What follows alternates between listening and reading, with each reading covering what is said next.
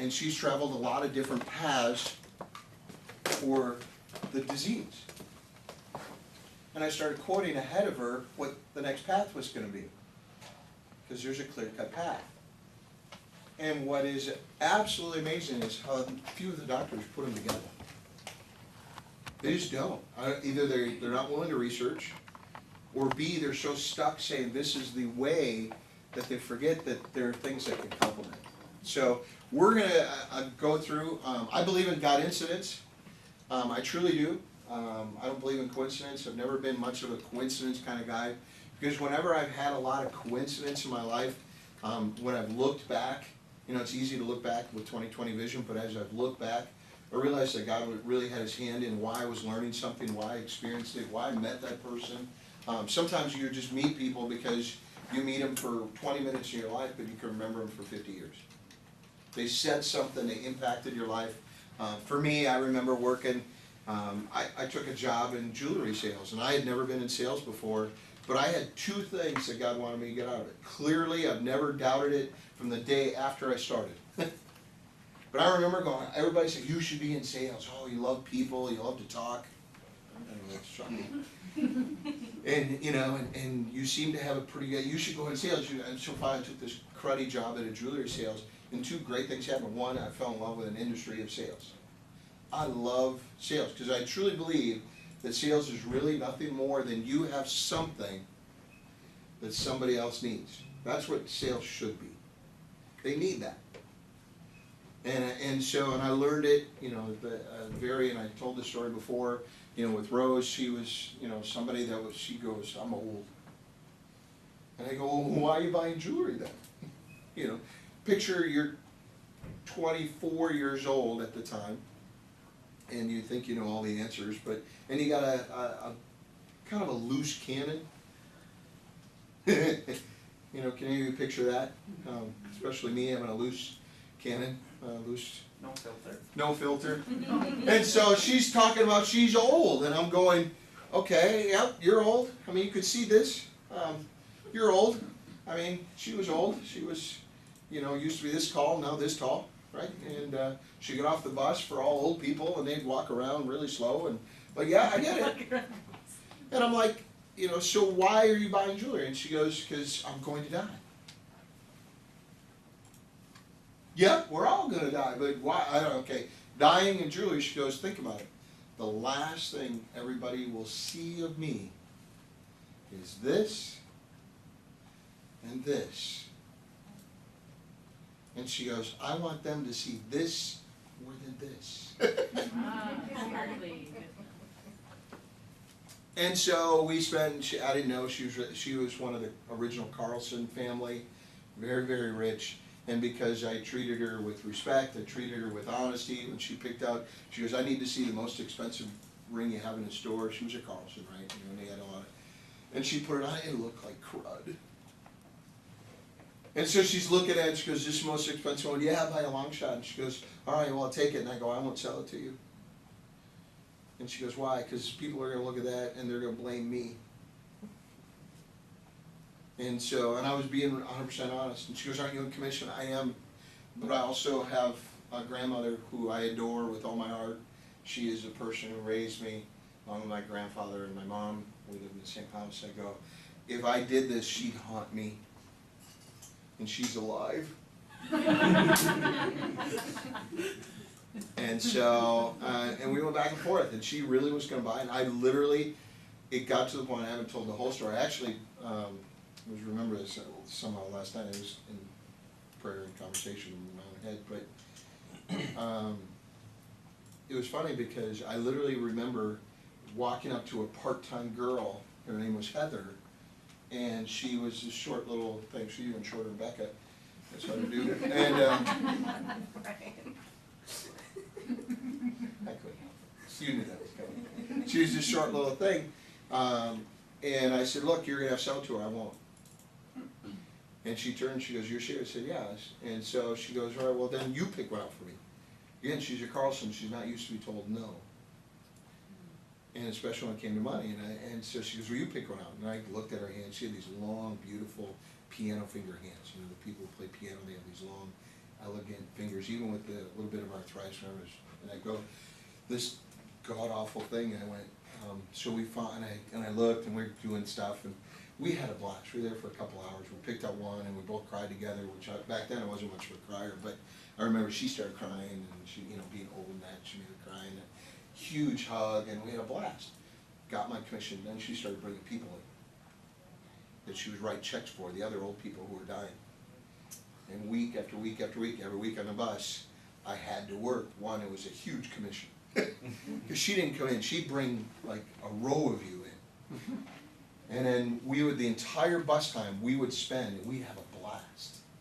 And all these little ladies, and they'd call me cute and handsome, and, you know, and I had purple suits. I had lime green suits. No. Yeah. No. Yeah, I did. No. All the stories I have did. different outfits. Yeah. MC Hammer, some of you heard the story, this was what I thought. I literally did. I was on stage with MC Hammer, and I was friends with him, and he had a whole entourage. I never did the entourage. He never bought me a watch. He tried. He wanted to buy it. We had a friendship. He was a good guy. But one of the things that we did shop at one of the same stores. So picture some of his stuff and know that mine wasn't far. And I wore it at a jewelry store. No. Yeah, oh yeah. I was hot. No. No. Does this hurt?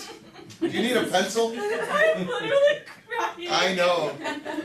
I'll go over here because when I see girls cry, I cry. So. Dressed like that, given fashion advice. Yeah, I know. I know. But they'd come in, and I would always wear my best suits when they'd come in. Because he would come in, and I'll go on to the rest of the training, but it was always they'd come in, and they wouldn't know who they're meeting, so they would always go to the staunch conservative, whoever, because in jewelry, there's always those people, right? And they're very lightning personality. I'll get to the Nutty Virgin story in a little bit. And they're always these anal retentive, uptight, and they'd walk up, you know. And of course, I'm over there, and I'll never forget the first time she brought, and I think there was only 4 people that day, but I was wearing my lime green suit, okay? So I want to give you the full picture of the lime green suit. I had my ivory shoes. Oh, yeah. I did, because I got a chance to meet Don Johnson, Michael Phillips, when I lived in Florida. So I had my white suit. Are we getting the full visual here? They were baggy, but form-fitting. Cropped, 5-button suit. I didn't know you were a pimp. Hat with a feather? No, but I did have a feather ear cuff ring, but I wasn't wearing an earring. I wasn't wearing it that day. And no goatee. That stuff was cool in the 60s. It was. I'm not that old. And so these old ladies would walk in, because almost all of them were these old ladies. Every once in a while she'd bring a guy because he'd want to have a ring, because usually they were widowed, right? And a lot of times she would do that for them too, but most times women. So they'd all walk in, so you got to picture it. So they walk in and they go to somebody like Rob, right? Mr. Conservative, maybe not in those glasses, but you know, the more conservative, nice guys, you know, and we had, you know, they'd walk in and they'd go, and then she'd go, no, we're with him. And they'd all look over and go, oh my. But by the end, you know, most of them, they buy rings. Sometimes we even go to other stores. I didn't care, because I knew they would buy enough for me, but sometimes they wouldn't have the right ring. I'd go with them. We'd go to other stores, and we'd go to other jewelry stores. I got to know people. I didn't care. My goal was that they achieve their goal. My goal was, man, I was breaking records in sales, and I was making more money than I'd ever made in my life. I was just, you know, things went really well, but it was really, and by the time we were done, it was no longer, oh my, they were trying to give me advice on the proper attire, you know, but they would always hug me and we'd go away.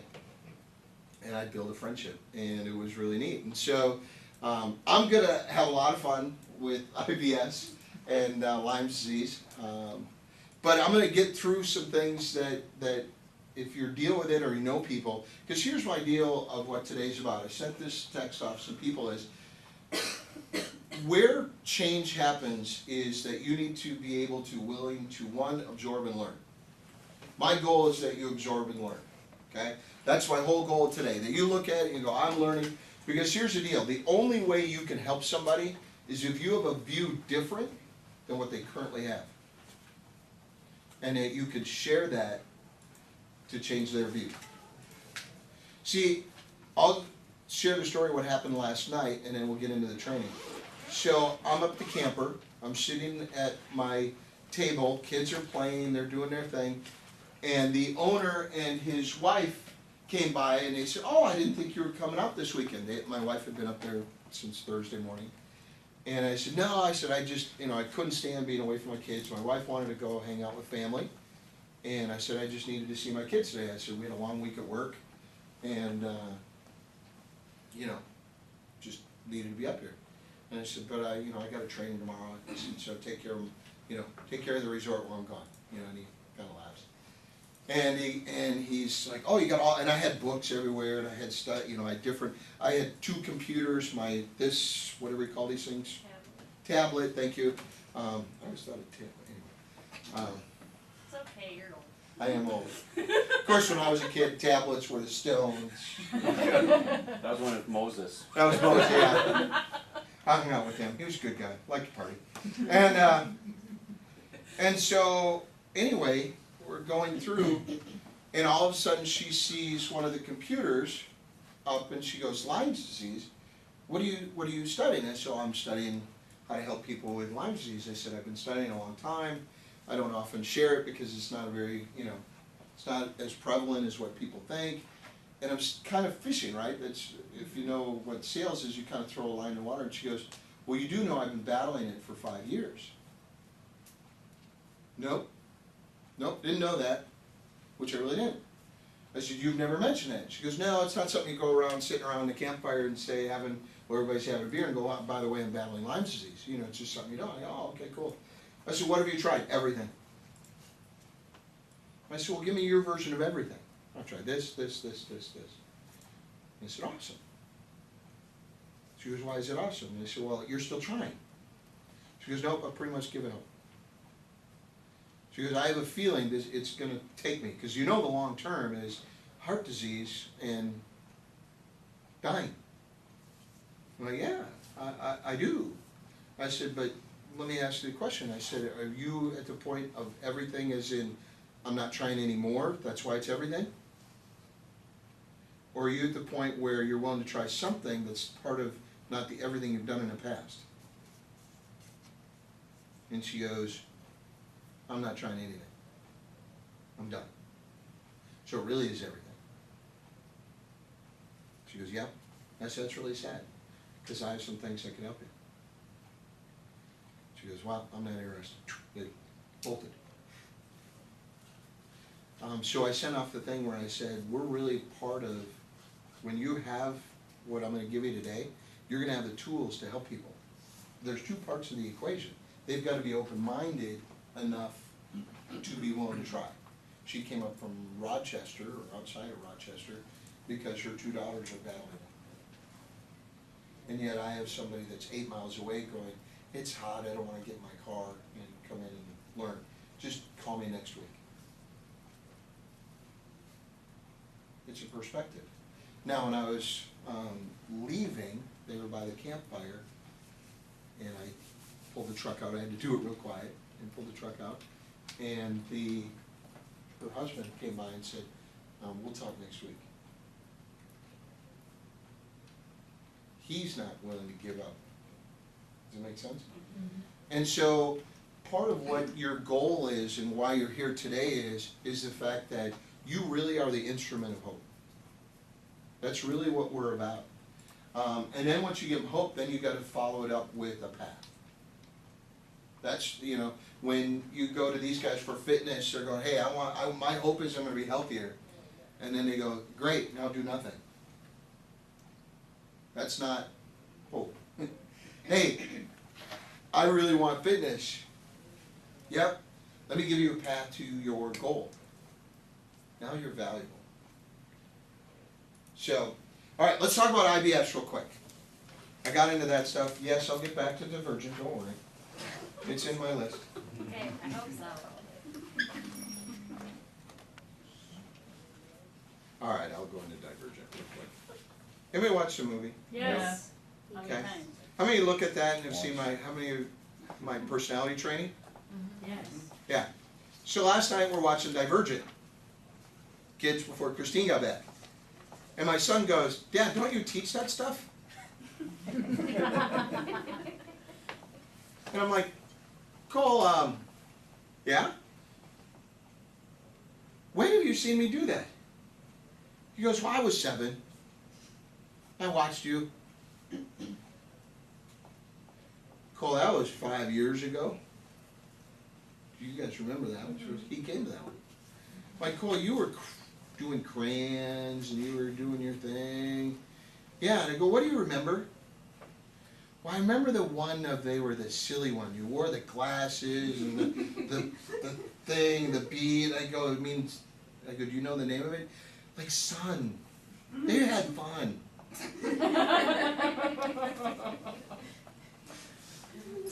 He remembered. And I went, yeah, you were there. Yeah.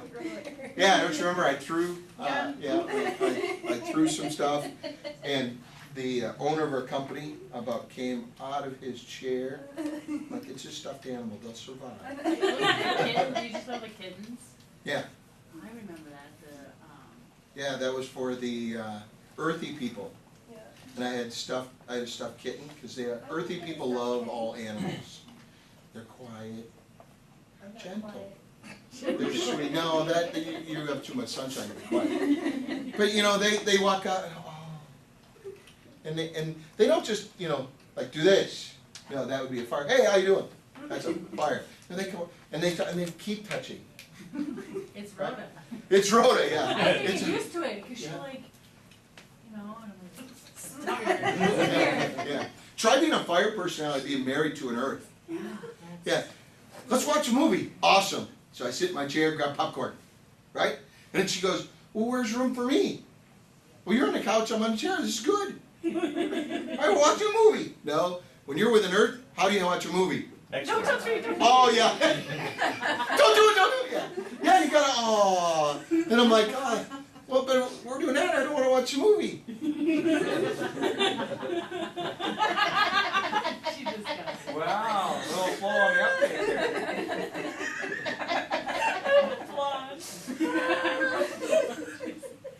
All the people online are going, is he really saying these things? Hey, we're talking about IBS. I've got no room. Oh, there it is. Hold on, do that one again. All right, let's talk about here, we'll get off this bowel movement.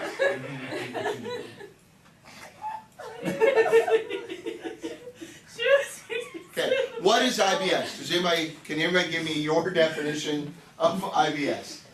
Yeah, I said I was going to try and make it fun. It is not irrational Becker syndrome, although that was a lot of fun to put on the text. What is really IBS besides that? Fluctuating from constipated to diarrhea. Could be.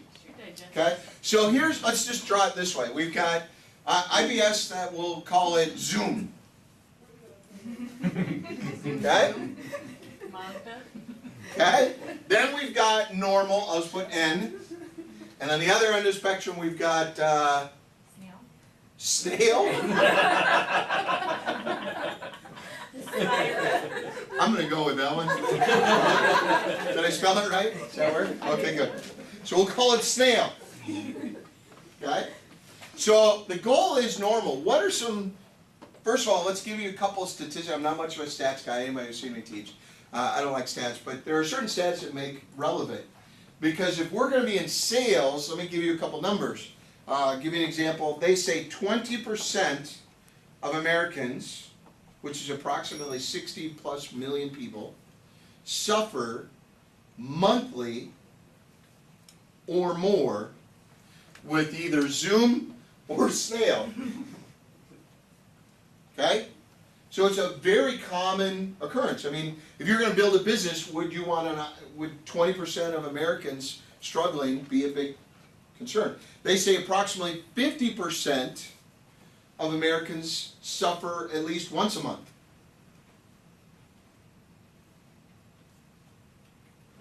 90% of women suffer with Zoom or snail. That's a massive number. At least once every 60 days. Because of hormones. So, huge number, huge kind of things. Okay? Did some research. Even called my doctor, my old doctor. My current doctor gave me a better answer. My old doctor, I have two of them. I had one that I used to go to. And when you hear some of his responses, like, you know, I think I have an ulcer, he was trying to give me a prescription. That's not good. So if a doctor ever tries to give you a prescription for an ulcer, that's not good. It's time to get a new doctor. It's a personal opinion. I'm not a doctor, by the way, but I do research a lot of doctor papers, and you'll see that coming up. I actually have the actual physical items where you can get documents and stuff.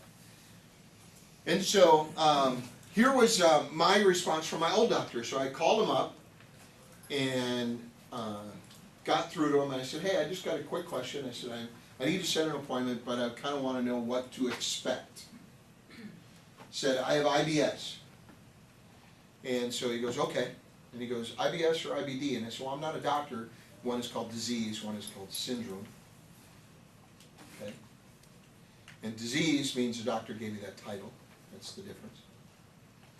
And I said, so it's IBS. And I said, but later, you know, I'm sure you'll be able to tell me if it's D or S later on. And I go, he says, well, what type do you have? Remember, it's Zoom or snail, right? Mm-hmm. And I said, Zoom. Okay? And he goes, oh, I go, well, what can I expect? Well, first of all, we're going to want to ask you a few more questions. I said, oh, okay, good. And he says, but we'll probably start you off on a prescription. I said, oh, cool, well, what type? And he goes, an antidepressant, you know. Your colon's depressed, or? Yeah. Okay. No, Big Pharma wants to get paid. So let me ask the question of those of you who know me pretty well. How often do I suffer from depression? Close to never. Close to never. I mean, I had a little bit here recently when we had the anniversary of my friend dying in a motorcycle accident. You know, I remember talking to Mike a little bit. I missed him. It was 20-some years ago. You know, I was the ambulance driver. You know, so I was there, said goodbye. It's a tough anniversary for me. These, you know, people close to me. But it's one of those, I do celebrate. He was a Christian, you know. So, you know, my earthly side misses him, but I know someday I'll get to, you know, and he'll share stories at my expense because he's watching. Dude, why'd you do that? You know? I mean, I picture that day. You know, we're up in heaven, pull my finger, you know. I mean, because those are things we used to do. He was, you know, he was a close friend. I just use that. We actually didn't do that. Anyway, that's just gross. But, Is it? no, Oh. hey, Can't do that. a bunch of guys growing up, we probably did. Who knows? My point is I don't suffer from that, but that was my first step for IBS. Now, I don't have IBS. I mean, not very often, every once in a while, you know, but not on the snail end, but every once in a while things do get a little, you know, especially if I drink, not that I drink them anymore, Monster drinks. I have to do that over here because she may stab me. But I was drinking Monster for a while. Here's some other things. Common, Metamucil. They'll say you should have Metamucil, which is what? Fiber. Okay? So when you hear that, is fiber a good thing? Yeah. Sure. If you have Zooms, is fiber a good thing? No. Not really. Really? That's- No, it can help. It can keep things continue to move. Oh. And then there's soluble fiber and non-soluble fiber. I'll give you an example. Vegetables and fruits have both. Inside the fruit tends to be soluble. The skin tends to be non-soluble. So if you're suffering from this, do you want non-soluble fiber? No. Soluble fiber, sure. Over here, you want fiber. Both kinds. It's okay. You want stuff, and especially there. We'll talk about why you get that. But anyway, we're getting there. But that's a pretty good, nothing really wrong with that. Tums. is a pretty common suggestion. It's not a prescription by Tums. What is Tums? An antacid. What really is Tums? Calcium. Calcium. What type of calcium? Okay. Chalk. Unabsorbable. Unabsorbable.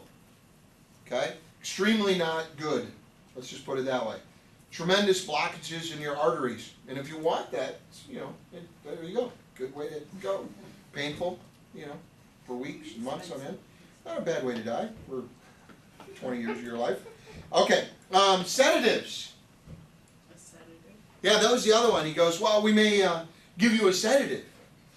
And why would you give me a sedative? I said, because I kept probing, right? Now he's on a path that he has no idea how angry I'm getting because I'm having fun at his expense. And I'm going, so it's not an antidepressant. I'll let you know I don't suffer from depression. I really don't. I said, I'm an upbeat. I have a passion for life. I have a passion for the Lord. I have a passion. I go, my wife's amazing. My kids are amazing. I got wonderful friends. I go, I don't really, there's not really a depressed bone in my body. There really isn't. I just don't.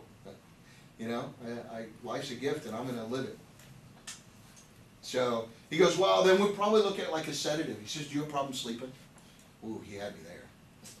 I go, well, I don't really have a problem with it. I just don't do it much.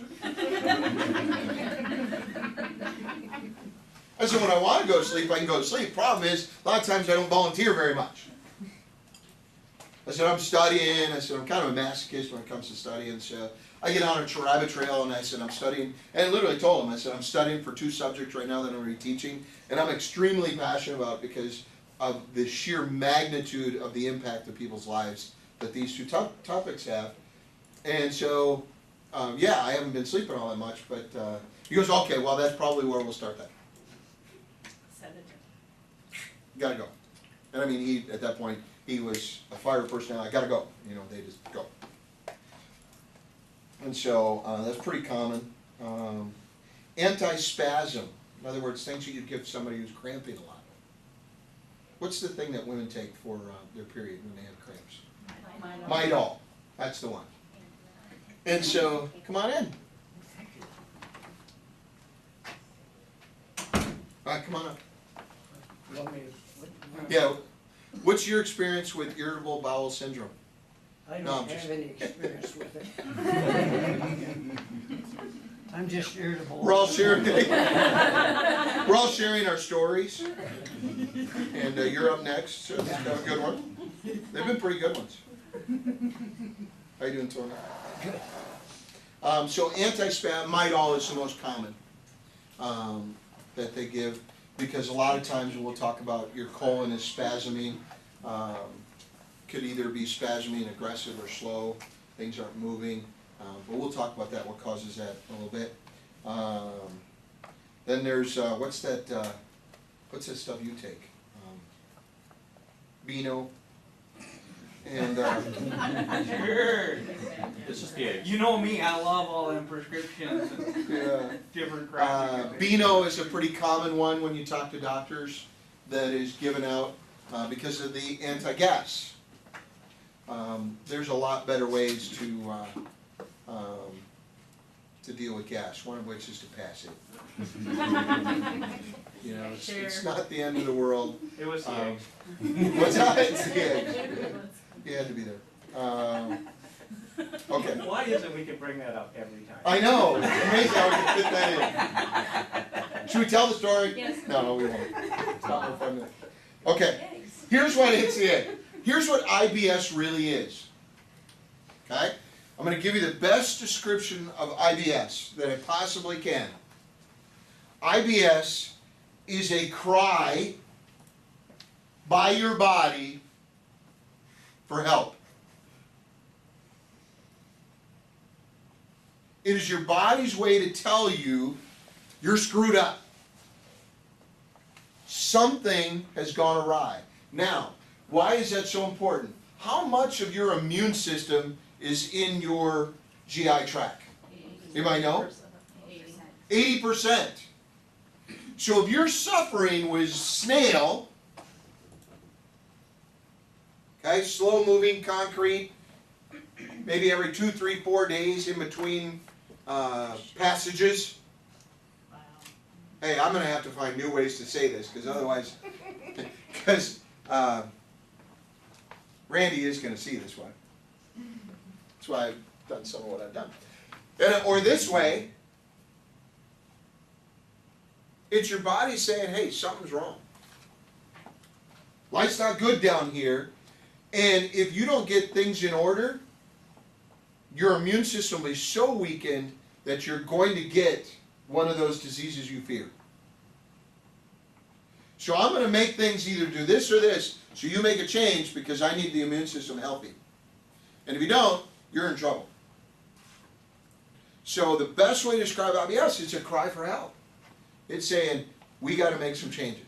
We got to do something different. So I'm going to give you some things right out of the Mayo Clinic. They almost implied IBS didn't exist.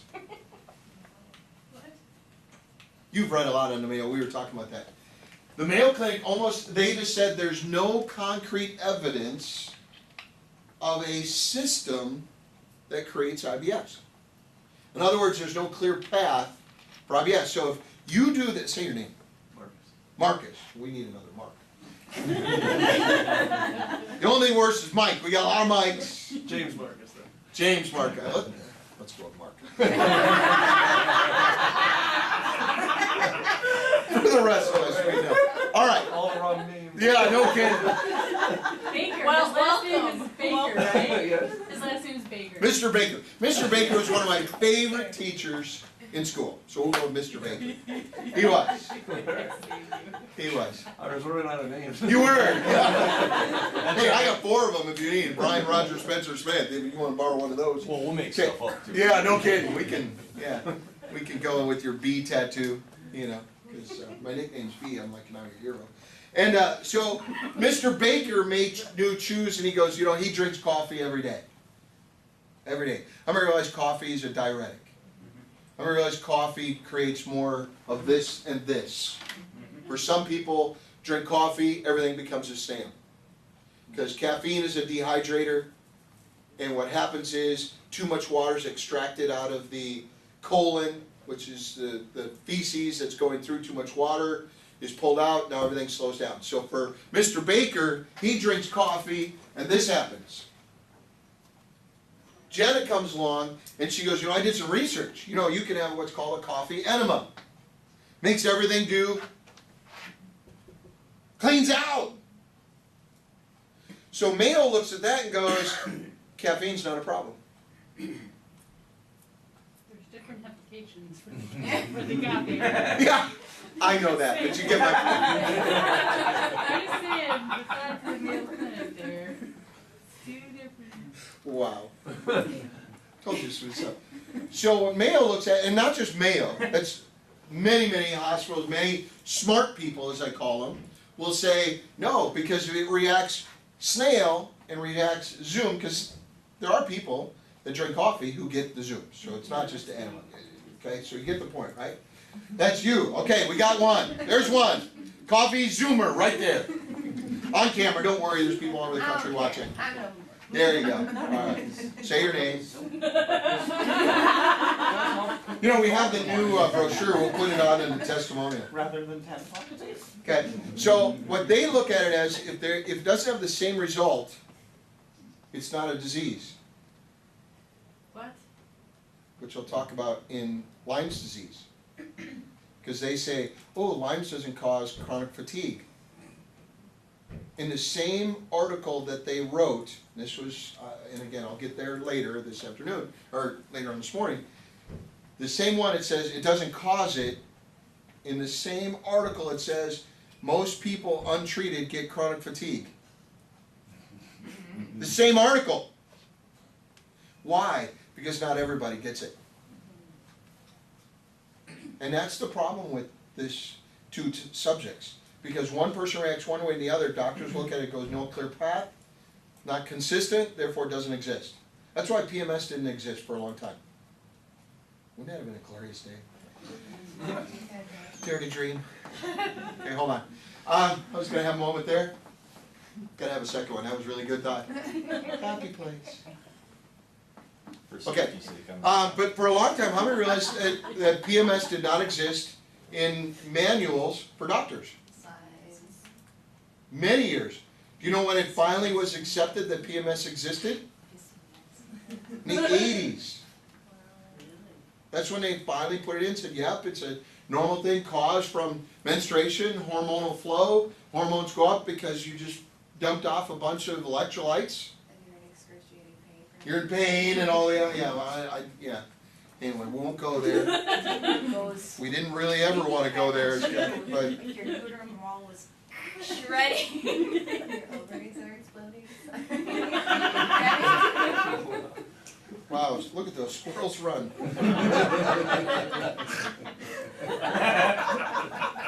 There went another one. This is like the movie. I think that squirrel just passed gas. This is the perfect front row right It's a good here. thing you bring your cousin for comic relief. I know. You just gotta go wherever I speak. I think I'm funny. All right. So here's what's happened. Food goes in. Okay? What's the first part of the process of digestion is what? Chewing it. Chewing it. Salivating. Okay? Salivating. You're sending the acids, sending fluids, break down food. How many times should you chew each time you consume, let's say, a chunk of meat? 20 times. Approximately 20 times. In America, in the 50s, they estimated we chewed between 25 to 35 times per bite, per consumption of red meat of any kind, or fish, whatever else. 25 to 35 times. 1990, that number had dropped to 15. Today, what is the estimated chew per swallow of a chunk of meat or any other food? Close. 3 to 5. Four chews in your, wow, that's mark. Now, might that be putting some... What's that? She said it's her boyfriend. That's Mark. Oh my gosh, she's just gone. Yeah, I know somebody else who eats like that too, but anyway. I've never seen anybody eat as fast as Mike. Ever. Mark. Mark will race him? I want to see that. Wouldn't that be frightening for all of us who are into, we just watch him eat. We did go to sushi together. My stomach would get upset just watching him. Yeah, but it's gotta be red meat. We'll go to cattle company and get one of them There we go. steaks. Oh, no, you know where we gotta go? No, Where? Fogo. Fogo to chop. All right, here we go. Tonight? All right. What happens to your digestion, we're going to squirrel chase because it's the only way to make this fun. So what happens during the chewing process is, one, you don't release enough acids and enough fluids in your mouth to trigger your body's digestive system. It's literally the trigger, okay? Think of it this way. You pull up a gun, you have to pull the trigger for the hammer to fall, right? Well, the same thing happens in your body. There's no hammer fall, so now you got a bullet running rag. It's just running rag. It has no idea. So all of a sudden this food's going through your body without the right acids starting, without the right acids starting in your stomach. Then what happens? Snail. Stale. Or Zoom. It's the start. So if anything I can tell you, start the process properly. Get up there and start making a habit. I guarantee you, if you do this and you start counting how often you chew, most of us are going to fall in that bad range. Anything below 15 on a chunk of meat is bad. Just plain and simple. Now there are things, refined foods, whatever, but Can we okay. puree? What's that? Can we puree? Sure. Drink your meat. You can put anything in a blender. Get out of a straw. All right. So, what are some major causes besides food? So now it hits your stomach. Okay. What are some major causes of problems here? Let's go into this. Not enough acid. Not enough acid. Okay. So just from acid. Yeah. Okay. What's the other one? Bacteria. Bacteria. Food combined. I was right back. Oh, just right back. There we go. Bacteria. Okay. Enzymes.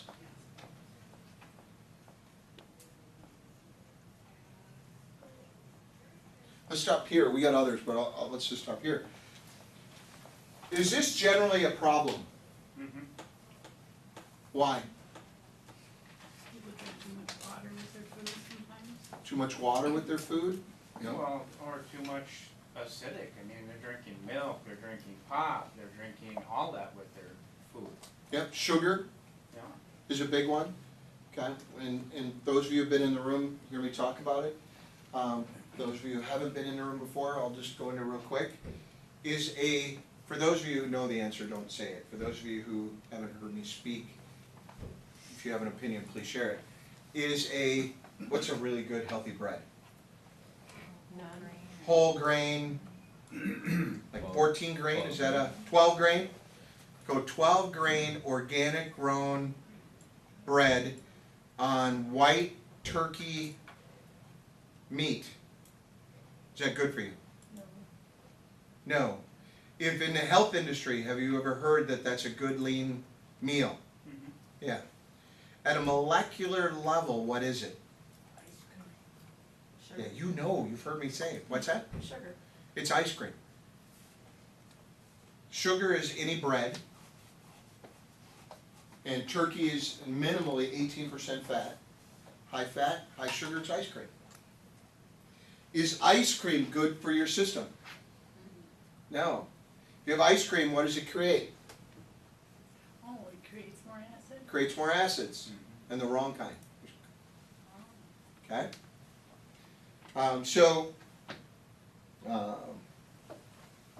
So acid really a lot of times isn't the problem, it's what we do that makes this the problem. Okay? Some things trigger it. Like if you have a hot meal, let's call it what's something that you'd eat that's steak, or what else is kind of hot? Pasta. Soup, what? Pasta. Pastas. And then you have a ice cold glass of water, good or bad? Bad, why? Solidifies the fats. Solidifies fat? No. It does make you more fat, but that's not the reason why. It does.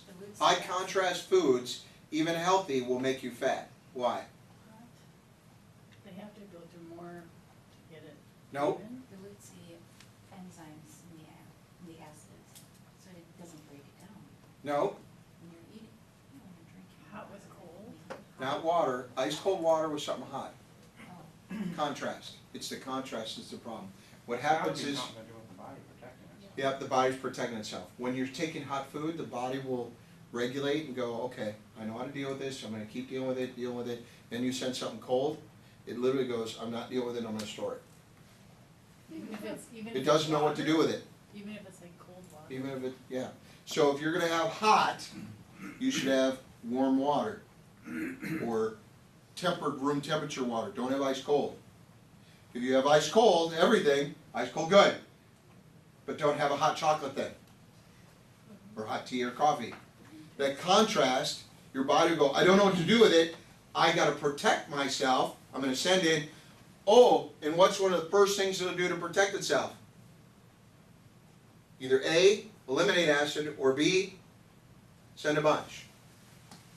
And that depends on whether you're alkaline or acidic in your body. Okay? So, again, we had to squirt you out because you can see these aren't very fun subjects. Okay? Some other things. Let's talk about enzymes real quick. There's approximately 500 different enzymes in your body. Okay? There's approximately 500. Now, through some research, and you can do your own, okay? I did take the time to break down each ingredient in this. And if you know me, it's not my personality, and I didn't like it. So, but I shouldn't say each, I got through almost every one when I realized that I was almost at 500 different enzymes. Really? Okay? The reason that this works in our greens is because it's designed to take all of Mr. Baker and feed all of Mr. Baker the enzymes that he needs. Okay? A lot of people believe, oh, we're supposed to take greens because of the nutrients or the vitamins from here. We take greens for what? Enzymes. I thought it was for Okay. vegetables. Yeah, well, the vegetables has, Enzymes. thank you. Wow. Yeah, but they don't tell you to eat them raw. Yeah, and you should eat them raw. They should be living. People, you're going to get a lot of questions. People go, "Oh, there's a lot of companies with greens." Okay, best way to do it, and we're gonna do a little experiment later on today with cardboard and to explain vitamins, which will be a lot of fun. It is, because it explains a lot. There's a big difference. It's not what gets in your body, what gets in your system. Getting in your body isn't the issue. You can swallow a marble, right? It's not gonna do much good. Kinda comfortable on the way out. Right? What's good in that between, and, you know, not that we'll name a vitamin, but something that you take one a day. Because it goes in like a marble and comes out like a marble, and you can Screws still up read your it. centrum, I'll tell you that. Yeah. But we wouldn't mention any name brands, because that would be inappropriate. So, the reason this is so powerful is it literally gives you the enzymes that your body's craving. I know one of the things that you read about when you get into IBS, the first thing you'll see is acidophilus. Is that an enzyme? Well, it's a bacteria within the enzyme system. Yep, bacteria, enzymes. Okay, they kind of go hand in hand. Yep, it's important. Yep, okay, great. Yeah, you're supposed to have umpteen gazillion million of them. Yep, okay, great. What about the other 499 that you need? Nope. Okay, it's like somebody goes, I need a B12 shot. Sure, but Bs are meant to be taken in a complex or enzymes. Okay, B12 will give you a happy mood, but it's not going to change your life. And so you're going to have to keep going back to get that shot because you get a happy mood, but it's not changing your life. Change your life, get complex, get your body Bs correct. Enzymes are the same way. So when you start dealing with Lyme disease and or IBS, this is a huge product. Every person who suffers from either of those needs this. I don't care if they have snail or Zoom. I don't care what stage you're in Lyme disease, which we'll talk about later. This is a standard. Why? Because it's the enzymes that is being broken down by both of these. Okay? So, and we'll get in there. All right. We have approximately, this was a fun stat, we have approximately 3 pounds of enzymes in our body. 3 pounds? 3 pounds. There's a lot of them. The little swimmers, the little things in your body, little things, little Pac-Man. What do they look like? I don't know if they're single. So I wouldn't worry about it. And you're kind of set on mark. Pretty much. Yeah. Well, there's 3 pounds of them. I would just. Okay. I didn't think she was the lightning. Do they look like? I mean, what are they? They're little, like, just... Little Pac-Man. Just think of little Pac-Man. Think of the, you know. Google it on the potty break. There you go. That'll be good. Okay. Some other causes of IBS. Food allergies. Right? Food allergies, big time. A lot of people don't realize we're allergic to food. I like the conversation that I had a few days ago with somebody. I go, well, I think I'm lactose intolerant. I go, well, you do look like you're over the age of 4. And she looked at me and she's like, what?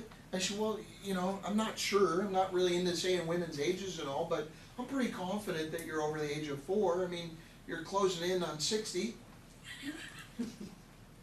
And she's like, well, what do you mean? I said, well, after the age of 4, your body goes through what's called essential transformation from the lactating stage of feeding as a child to an adult, and guess what? Your body can't break down. Doesn't matter. Some people can drink it or consume it and not get either one of these, but that doesn't mean they're lactose tolerant. It just means they've got a stomach that can handle it and a system that can handle it. It's still going to get rid of it. If you drink milk, it's still going to take calcium out of your body. It's still going to rob you and deplete you of calcium if you drink homogenized pasteurized milk. It doesn't matter. But before the age of 4, you can break it down. After that, it's just some can't tolerate it because of other things that are going wrong in the body. So, anyway, had a lot of fun. All right, some other things that cause it. Spices. Really? How many ever had spicy food and then the next day, woo! I'm not leaving the house. Zoom. Zoom. Or the other one. BWs. BW, no. Cons. between the MSG and the hot, and of course trying to MSG compete is with very Mike hot, on yes. spicy foods. That was a rough day. Why? No details. Zoom. Why compete? Broccoli What? can be an irritant to IBS. Really? Yeah, because broccoli creates a fair amount of gas. Yeah, I brought some broccoli for lunch. Just Nice. stay away So if from you have IBS, eat cauliflower. eat cauliflower. Beano works. Beano, there we go, yes, that's Mike about Beano. Cauliflower and broccoli part Okay. of the same family. They are, yes. Yeah. So like they do the same Beans, milk, cabbage, chocolate. Oh, I'm done. Yeah. Shouldn't have for IBS. Should avoid. You get up dark chocolate, especially it's unrefined. That's not the same. I need my dairy in the milk, in the chocolate. Candida, okay, can create IBS, big time. Candida is a very common. What Candida is basically this. I'm going to give you a visual. So you got here's your yard. You got a brand new house, and you drive up the yard. And you go, oh, look at the beautiful lawn. And you kind of look over and see one or two dandelions, but you see this plush green grass, one or two dandelions. Big deal? No. Okay? Unless you're anal retentive, lightning personality, you look at those two dandelions, go, that's not that big a deal. I'm not to worry about it. And so all of a sudden, that's normal in your body. We all have different bacteria in our body at any given time. There's nothing. No person has a perfect system in their colon. You just don't. I don't care how many cleanses or how many rotor-rooter jobs you have. What do they call that? Where you go into colonics. Although nobody has a perfect system, there's always one or two dandelions. Nothing's perfect. We breathe in perfect air. We eat imperfect food. It messes up our system a little. What Candida is because you have so much sugar, the dandelions then become your yard. It's an excess of good flora in your system. It's excess of the good stuff. It's like this. How much water should you drink a day? Half your body weight in ounces. Half your body weight in ounces. Fantastic. Mr. Baker is on the know. Okay? All right, so what do you weigh? 200 pounds. 200 pounds. Are you sure? You're pretty tall. I show it well. You sure, yeah. Okay. So if I gave you 100 ounces and said, all right, we got 30 seconds. Bad idea. Bad idea. What's that called? Yeah. Drowning. Yeah. Right? Okay. So what happens is those bad bacteria, the explosion creates a drowning in your system. That's Candida. And the only way to get it corrected is A, eliminate sugar. Okay? Eliminate breads, dairy. Okay? Eliminate them. A good fast. We'll talk about fasting a little bit. And then reset your system and let it heal, and then have a normal lawn again with one or two dandelions, no big deal. But Candida untreated, diabetes. Candida untreated, fat. Thyroidism. Heart disease. I mean, I can keep going, right? These are all the biggies. So Candida is a big deal. And again, like IBS, Candida wasn't recognized as a malady or disease until very, very recent. It's just recent, the last 15 or 20 years, I believe. I didn't look at the data of that. So it's a big deal. But anyway, I'm going to cover some of this really quick because of time, so we can get on to Lyme disease. Here's 10 questions you should ask your doctor if you have IBS. I want you to write them. Here's why. Some of you are going to run into somebody who has IBS. Okay? So I'm going to go through the questions, leave a little space because I'm going to, well, no, I'll probably do it different. I'm going to read you the question. I'm going to give you some input on it, what research says, and so that way you know how much to leave for gaps, because some of it is pretty simple.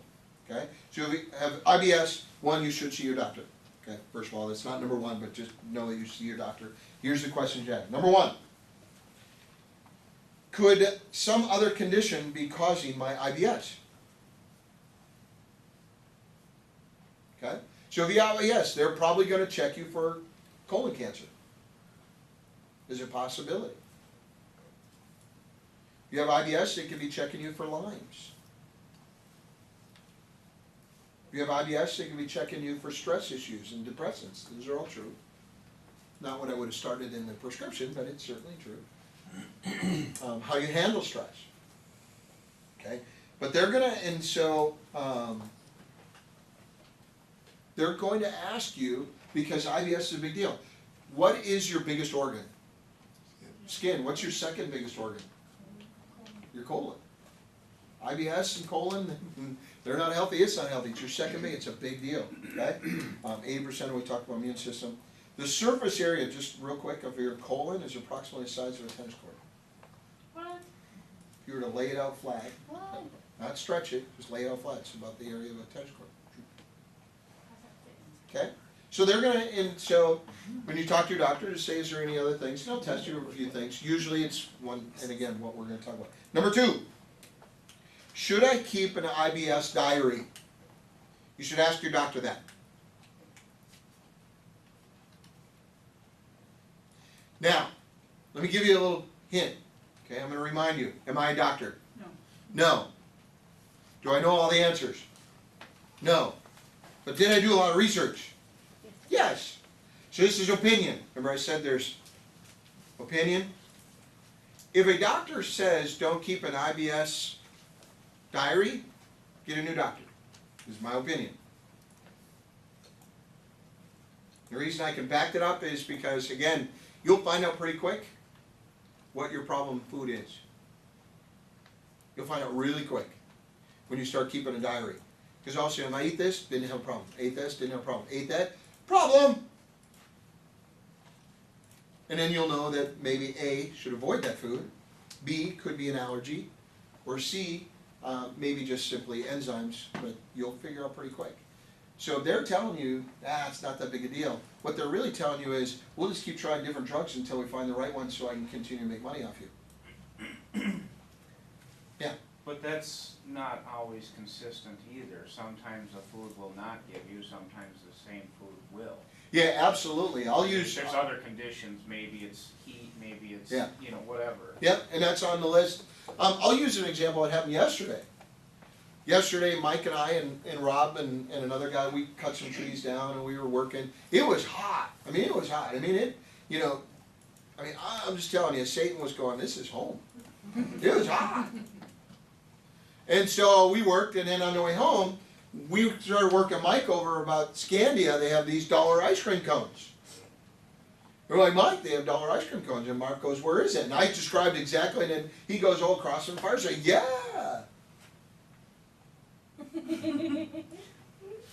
And then, of course, like, you know, a good friend, or I'm sure Christina, his wife, does the same thing. You look for the what? The nod. And I saw him look over, I saw, he didn't say it, and I don't even know if he did it intentionally, but he nodded. I went, we're going to have ice cream. Right? And so we drive, and we were coming up from Sewar, we get to Scandia, and I will tell you, I left Mike's, and then probably within an hour, everything in my body went, I am leaving the building. You too? Yep. I went and looked at that other job, and I came home, and I'm like, better be nobody in there. Yeah. It was, and part of it is high heat, your body temperature elevated, and what's ice cream? High contrast. How'd you Not guys good have for the that? body. You guys had an air-conditioned vehicle. Yeah, Rob was in the chip truck with no air. Well, you had air, you had your windows down. 255. If I could get 55. You miles ate an hour. your ice cream at room temperature. Right, though. yeah. That I was eat mine different. fast, it was going down my hand. So, yeah. So her question was, say your question again. Do you have to eat ice cream in the winter then? It's more ideal. You will gain less weight if you have ice cream in the winter than if you have it in the summer. It is less stress to the body. You can, yes. He's going back. Okay. Number 3 question you should ask your doctor. Should I take laxatives if you're on the snail side? Or stool stiffeners? Does that work? How do you say? You guys are like my moral compass. This is okay. Stool stiffeners okay, right? You can say that? Yeah. Huh? Yeah. No cheese. Cheese and IBS, bad juju. Bad juju. Okay? So, should I take it? These are questions you should ask. And again, hopefully they're going to say, yes, but we should get your body healthy long term. That's a short-term fix. A laxative is a short-term fix. It is not the fix. It just gets things moving, and you don't want to have things not moving. Okay? And the other side, you don't want things zooming through you because you don't get all the nutrients and stuff you're supposed to get out of it either. By the way, P.S., most of the time that you have snail, you're dehydrated. It's the most common reason for snail. And your body sucks the water back out of your large intestine because it will rather live on sewage water than not have water. How'd you like that visual? Yeah, that was. Half But your it's body true. weight, half your body weight. Half your body weight. Look at him. I'm drinking more water. I'm on it. It's not all at once. Yeah, not all at once. Okay. All right. So 4, if yes, in other words, they tell you to take a laxative and/or stiffener. How often, and are there risks? Okay. The most common response in all the different websites I looked at is minimal. The minimum you can use it is best.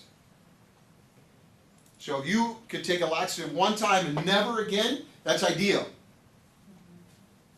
But if you have to a month later because you haven't gone in 4 days, because you can get toxic. And you can get very, very, very ill if you don't get stuff moving. So if you have to, you do, but use it as minimal as possible. Ideally, that doctor should say, let's get your body healthy. And we'll talk about how to do that. 5, should I eat a high fiber diet? And on both counts, I'm going to say yes. Zoom or snail. The reason is really simple. High fiber diet tends to be more vegetables. And if you have anything that says more veg, you'll see a lot that says a lot of bread. A lot of these diets that you'll hear suggested for IBS will include a lot of grain, which research that I've been able to find does not agree. But it's a convenient kind of people, because people are sold a bill of goods, they say, oh, bread because of fiber. There's a lot of things out there that are way better for fiber without pesticides, hormones, and lots of other things, but I'm going to get on my soapbox, otherwise you're going to give me chasing squirrels again. 6, what other diet changes should I make? Are they gonna know all this stuff? No. It's extremely rare that a doctor will know the answer. Hopefully at that point they'll say, let's get you to a GI specialist nutritionalist. Nutritional. There we go. Okay? But most of the time they'll give Oh, advice. she's left. Now mind you, I taught classes at hospitals for teachers, or not teachers, but for doctors, teaching nutrition, and they would come in, sign, and leave. Just saying.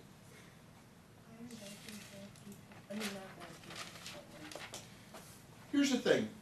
You have to understand human motivation. Her question is, why are doctors bad? But they're not bad people. Right. Doctors, by profession, their nature is not health. Their nature is sickness. That's their nature. Okay? And I almost went into medicine. I have a passion for helping people and health. I have a huge passion. That's why I got into nutrition. But their nature is sickness. In other words, they look, think about a perspective. Their goal when they meet you, Mr. Baker, is what's sick, and I'll give you something for it. That's my income. Their nature is not, let's get you healthy. Treatment versus prevention.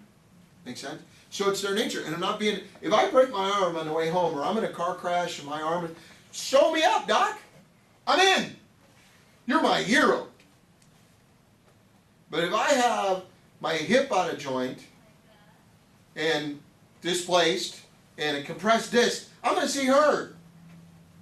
Because she's a chiropractor and she does that. I go there and they go, we're going to give you a painkiller.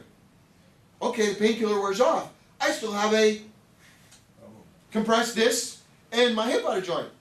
Well, we'll give you another painkiller. And schedule surgery. Oh, you go through your X-ray, then your MRI, and then maybe schedule surgery. Yeah. Yeah, good point. And I'm going, why wouldn't they just address getting my vertebrae corrected and my hip back in place? Even though it hurt like heck, and I really almost cried in front of Christina, and it was embarrassing. But, you know, it was a lot better than surgery and drugs, because I don't take drugs. Yes? I was just gonna say, a lot of it, again, it goes by how the doctors get paid, but a lot of it is regulated by insurance companies, because they don't pay for things other than, if you're sick, we'll help you fix you, but we won't help keep you from getting sick. Right.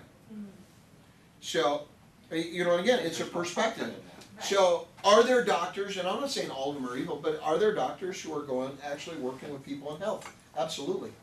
The doctor that I have now is closer than the one I used to have. Is he ideal? No. I'm still looking. You know, it's kind of like dating. I dated a lot before I found the right one. I'm going to date doctors and find the right one who's going to be more concerned with health as opposed to sickness. And you keep looking, and that's the best perspective I can give you is look for doctors that are in concern with your health, not your sickness. If I got a broken arm, fix it. I have a friend who's going through something, and I told her, I said, interview the doctor. Go there and interview. See what their perspective is on things, and decide from there if you want that doctor to treat you. Right, and that's why I said these are questions so you get to know, they get to know you, and if you're uncomfortable with their answers, by all means, there's other doctors, and there's some very, very, very great ones out there. Don't just go because they have a name doctor. How do you know where they graduated class? I mean, it was one of the questions. It's not on here, but it's one of the questions I asked. Where'd you graduate? What do you mean? Top of the class? Medium? Just getting by? Party like a rock star? What is it? And I remember that, and literally it was a male, and of course ego gets involved, and you know, male egos are so sensitive and pathetic. I am one, I know. But you know, you sit there, and he looked at me, and he goes, "That's offensive."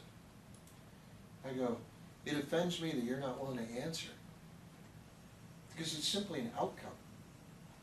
I'm not asking you what your religious beliefs is. I just want to know where you graduated, because I'm telling you, I want a doctor who is investing. I want a doctor who put in the effort. I know what it's like to just skate through a class because you're smart enough to get by. Been there, done that. I want the guy who's going, I'm a passionate, and I'm going to go as far, and so you tell me, you know what, I worked my butt off, I graduated in the middle of the class, but I gave it everything I had. I'll work with you. But if you just got by in that graduated middle of the class, you aren't my guy." Here's why I don't think you're my guy. Perfect. Told me what his answer was. Okay? So absolutely, and you should. Your health is, I mean, again, we get one shot at this. You know, this is such a short experience on an eternal lifespan. But why not make this enjoyable? This is God's gift to you. He gave you, he's going, hey, enjoy it. Now, we're not meant to be miserable. We're also not meant to get stuck with people. You know, that's why, again, I just was sitting down with somebody, we were talking about marriage. They said, don't marry a fixer-upper. I said, this guy's a fixer-upper. Run like hell. Oh, but I love him. That's great. Love him at a distance. You think I'm kidding? I don't know. Yeah, I got worse after that. Should I take a prescription? Number 8. 7. Oh, I skipped 7. Sorry. Oh, you're right. Could relax therapy or exercise help? Does relax therapy or exercise help? What's your answer should be? Yes. Yes, absolutely. I don't care if you got Zoom, or Sail, or normal. Relaxing and exercise, you hear the and, exercise are extremely important to your health. I'll give an example. A friend of mine yesterday said, I took my 2 beautiful girls, went to the beach, hung out, didn't work all day. Right, Becca? Mm-hmm. What was my response? Awesome. Awesome. Because the old Becca would have been, day before training, all she would have thought about is this. Okay? It's important to build your business, don't get me wrong. I'm very passionate. But I'm telling you, it's equally important or more important that you take time and relax, especially because kids are little for such a short period of time. They grow up so damn fast. It's amazing. You know, I watched my son yesterday, and there's this girl named Anna, and all of a sudden, they're playing, all of a sudden, all the look, I'm like, oh boy. Oh no. Yeah, she had it first, and then he had it. Oh It no. was like a disease. They caught it. They both had the look. You know what I mean? Yeah. I'm like, oh, no! You're 11! And 100 yards away! see it? What are you gonna do when Sarah has that look? No, I'm gonna be pissed. Build a moat. Oh, she's 18. The worst one is when whoever this boy is, has it. He doesn't realize how close to death he is. We'll go through these last couple, and then we'll take a quick break. Should I take a prescription, number 8? Again, fact and opinion. Personal opinion, if you can avoid a prescription, you should. And here's why. These are now, I'm going to go to facts. That's my opinion, right? Okay? Here's the facts. For every prescription you take, your immune system is compromised 10% on average. Really?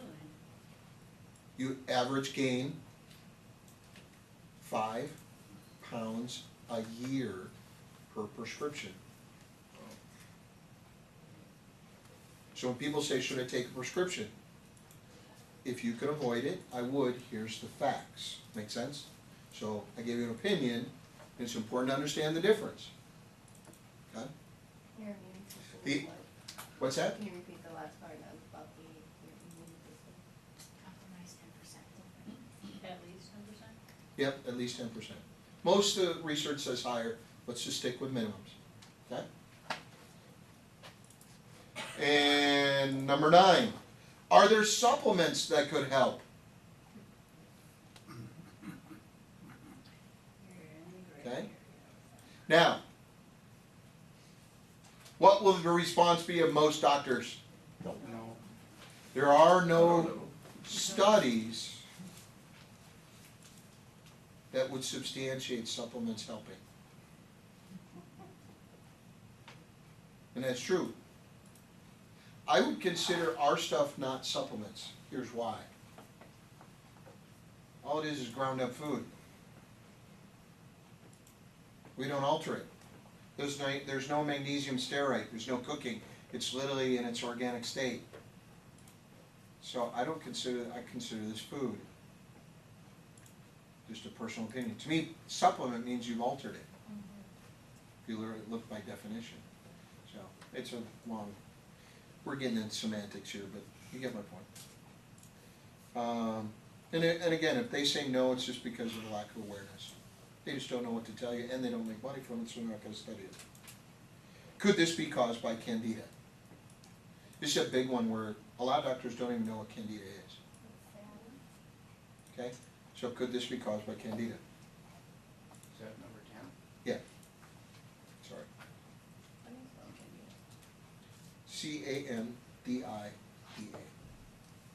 Okay. We're going to take 5 minutes, short break, get off your butt, relax. Rob will start the music, and we'll take a minute. Zoom away, Jenna. Yeah. Did you have coffee? She probably did. Or sir. We talked about if you have IBS, obviously you should talk to your doctor. And again, that's a given. But one thing I'll tell you is that most people don't do, but there's a ton of research. You can just Google IBS and solutions, and I'm telling you article after article after article after article, and they include some things that obviously research doesn't document, like bread is a great example. Okay? High fiber, and they're going, you know, the best source of high fiber diet is these 12 grain breads, and they start naming breads, and it's not a great source, but it's a good place to start and do your own research. I'm a firm believer that there is no, even a great doctor, who knows everything. New research comes out, new things, but the one who can tell you is, that's why you keep a diary, is you start seeing what goes on. So do your own research. 2, on both accounts they say take fiber. Okay. Now I want to give you this stat. This was one of my favorites. I don't like stats, but this one I really like. Doctors have not concluded that fiber helps. Okay?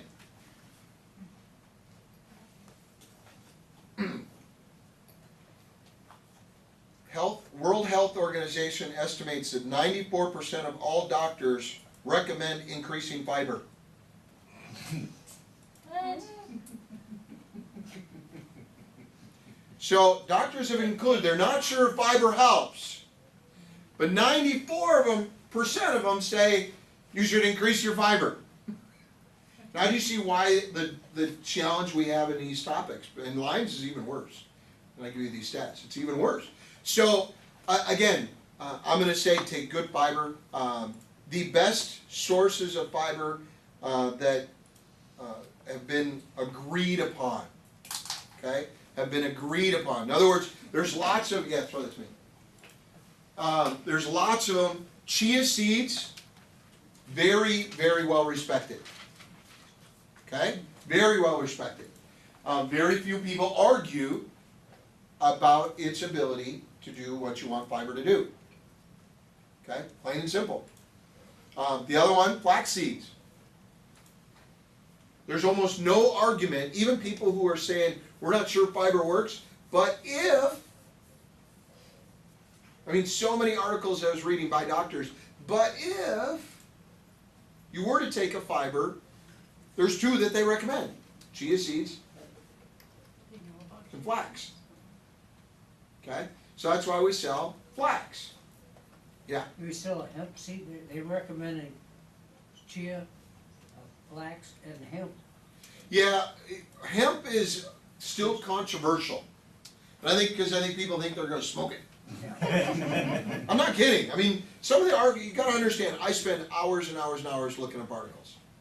So there is a debate, and that's why I said the two most common, we don't sell chia, but I'm going to tell you what is agreed upon. I mean, there just wasn't anybody arguing with the positive proprieties that happen when you take chia seeds or flaxseed. Okay? Why we do this is the most potent part of the fiber and protein in the flax, because there's some parts that are kind of dead within a flaxseed. Okay? So it's important to understand it. Same with chia. We don't sell it, but it's very good. It's just very well respected. Nobody argues with it. There's a lot of people still arguing about hemp. Yeah. Canada says it's okay because it's outlawed now. You know, it's so close to marijuana that it's outlawed here in the States. Right. But Canada, oh, yeah, take all. And Europe. Huh? Europe is used heavily, you bet. Hemp seed, Oh, sure. you eat it, or what do you do? You put it in like anything. Your mother used to Right, make your hemp smoothie. seed brownie. Okay? When you start with fiber, okay, when you start with fiber, if you're, the most Americans consume between 4 and 7 grams of fiber a day. That's a very common number. Depends on what study that you read, whether it's JAMA, Journal of American Medicine, Medical Association, or there's a whole host of them. I mean, it just, but the range is 4 to 7 right now, currently in America. Anybody know what besides you, what the goal grams of fiber per day should be? 15. 25? I was gonna say 25 for women, 35 for men. 40. Well, you're spectacularly right on, but don't just take the genders out. 25 to 35. Yeah? Just take the genders out. When you first go on a fiber, let me tell you, don't go from 5 to 7 and go to 35. Zoom! Yeah, you may not like it. And you may send me death threats. From the back. So don't do that. Yeah, texting. From the back. If I can get up, I'll kill you. Should I keep a diary? Yeah. The ways I'm going to kill Brian Smith. The days of my bathroom life. Okay, so yeah, build up if you're a 5 to 7 fiber kind of person to 25 to 35. What about kids? Same. I think have them. I mean, I want more. So if you don't want them, you can have them, give them to me. I got 4. I'm not kidding. I'd take your kids. Okay, Okay. well, I don't have any kids to give you, That but you know of. as Wow. as a preschool toddler teacher, I had a couple of kids that have bathroom issues where they literally, like, when they are on the toilet, it hurts, like they can't even get it out, to that extreme. So I'm wondering, is that a sign of IBS, and what percentage of fiber, since they're more little, should they be taking? Well, think about it this way. What do you weigh? I'm just kidding. Wow. Oh yeah. You should see the panic. Serious. Oh! I thought you were serious. Yeah, I know. And if I could have held character longer, because it really wouldn't bother me. About 15. I taught, my very first class I ever taught was women's anatomy in front of 60-some kids teaching health, so it really wouldn't bother me to ask you weight. But basically a rule of thumb for fiber is take a normal adult's weight, which is hard, but in a women generally is, let's call it 150 pounds. Okay. And let's say they weigh 75, so just cut the number in half. So it's a young boy, average is 200 pounds, they're 100, just cut the number in half. But yeah, most of the time, remember, most IBS is a lack of water, not a lack of fiber. Notice we talk about water first, and being prominent, then would be, so simply have them drink clean water. Clean water means no chlorine and no color. So if it has color, bad juju. Gatorade is not water, Gatorade is mostly sugar. Okay, how do I know? Drink a lot of it. You know. Let's not go there. Just stop. From separating. Just stop. Be nice. I'm drinking my greens. You're drinking cold water though. Hey, you don't get a body like this by drinking straight water, that's for sure. Okay, so does that make sense? Yeah. Up their water and yeah, talk to their family about adding some fiber. Okay. Yeah. Okay. Various studies say that more than 85% of Americans lack fiber to a risk level. More than 85%. Do you hear the words? Risk level. What does that mean? That means they're not getting enough and they're putting their bodies at risk. Septic backup. Yep.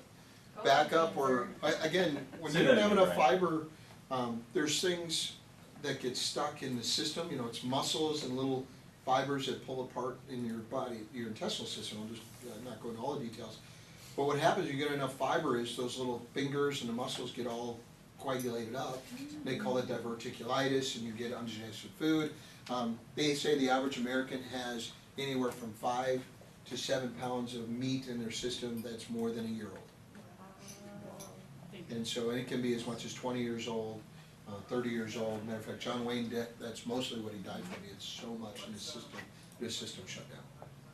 So fairly common. It's one of the reasons colon cleanses are, you know, important, and they really are. In reading this stuff, but we'll have Becca talk about that later. Okay. I highly recommend it. Go get Roto-Rooter. We talked about, and Mr. Baker was accurate, and again, there's even some debate on how much water, but a pretty common, common respected is half your weight in ounces. And that's clean water. So when we're drinking greens, because all of us, everybody in the room, everybody online, the people out in Seattle, they're learning a lot about the guy they work with now today. Sorry guys, hi, just didn't know. But the reality is this water? Does this count towards your half your weight in water? No. No. You should drink clean water, half your weight in ounces, and then add on top of that. Now, you'll have a lot of doctors who'll say, hey, you just added water and greens, that this counts for water. It does hydrate you, particularly with our greens in it, but an ideal situation is good, clean water, this on top of your 100 ounces. You're consuming a lot of fluids. Some doctors have even said that you can count coffee because you make it with water. Right, yeah. Even though caffeine's a diuretic. Yeah. Liquid. So what are people doing to themselves who consume like those packets, like Crystal Light, or even I have friends who use like the organic, non-GMO, all natural, like Vitruvian, all that kind of crap in it. So what are they doing to themselves when they're doing that versus just plain? Good question. Okay. And I'll vocalize her question the best I can. She's got friends of hers. Where's your little drink? Can I use that? One way to keep her quiet. And so, Says the talker. yeah. So what happens is she goes, I have friends that are using Crystal Light or they're using these different things. What are they doing? Most of the time, here's the problem. If you can't identify, like, you're looking at your ingredients and you go, I need to be smart enough to do the Pythagorean theorem, you know, in reverse, to read it, it's probably chemical, right? I mean, most stuff that's natural you can read. So when you're putting those powders, a lot of times they're putting things in there so it doesn't stick to the sides of the foil, it doesn't stick to one another, so they're adding chemicals just so it doesn't stick to the side, first and foremost. So what are they doing? They're probably adding a lot of chemicals. And so the other side is, you know, when we say, hey, clean water, how many realize that most of us in the room do not drink half our weight in ounces in water a day? Can we all just get beyond it? And we're not dead yet. Okay? So we were able to get ourselves here, live pretty healthy, you know, we don't sit and look like Becca, all, you know, and do, you know, whatever, but we're healthy. Ish.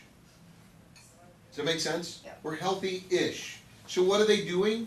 They're healthy-ish. The problem is, over time, the ish can turn into ish.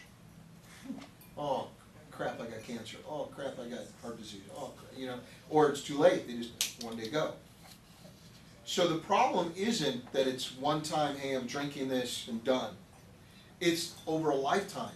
So if you can, you know, I always tell people, if you eat healthy and work out healthy and drink water healthy 4 times a week and you do crud for 3, you're probably still going to be pretty healthy because you have more good days than bad. And the good side, if you have this many, you'll probably have less of these. Right? Because you're going, well, I don't want to do it. I worked so dang hard at the gym, or I did so much, why would I sacrifice? And then you got the other ones who are like me, and you go, I worked my butt off.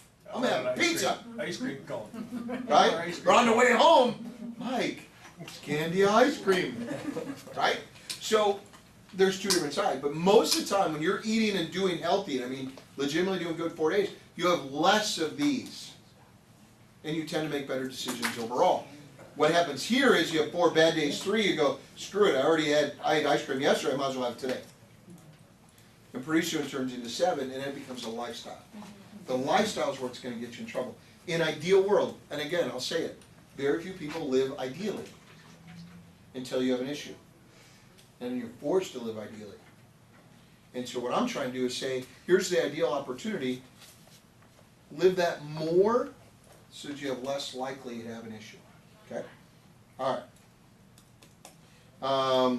We talked about, that was actually the next one is activity. You should at least get high active 4 times a week or more. Okay? And there's no excuse not to. And again, some of you have heard, you know, I talk about, you know, we've got the TV workout. Okay? And it works. The TV workout works. I have a good friend.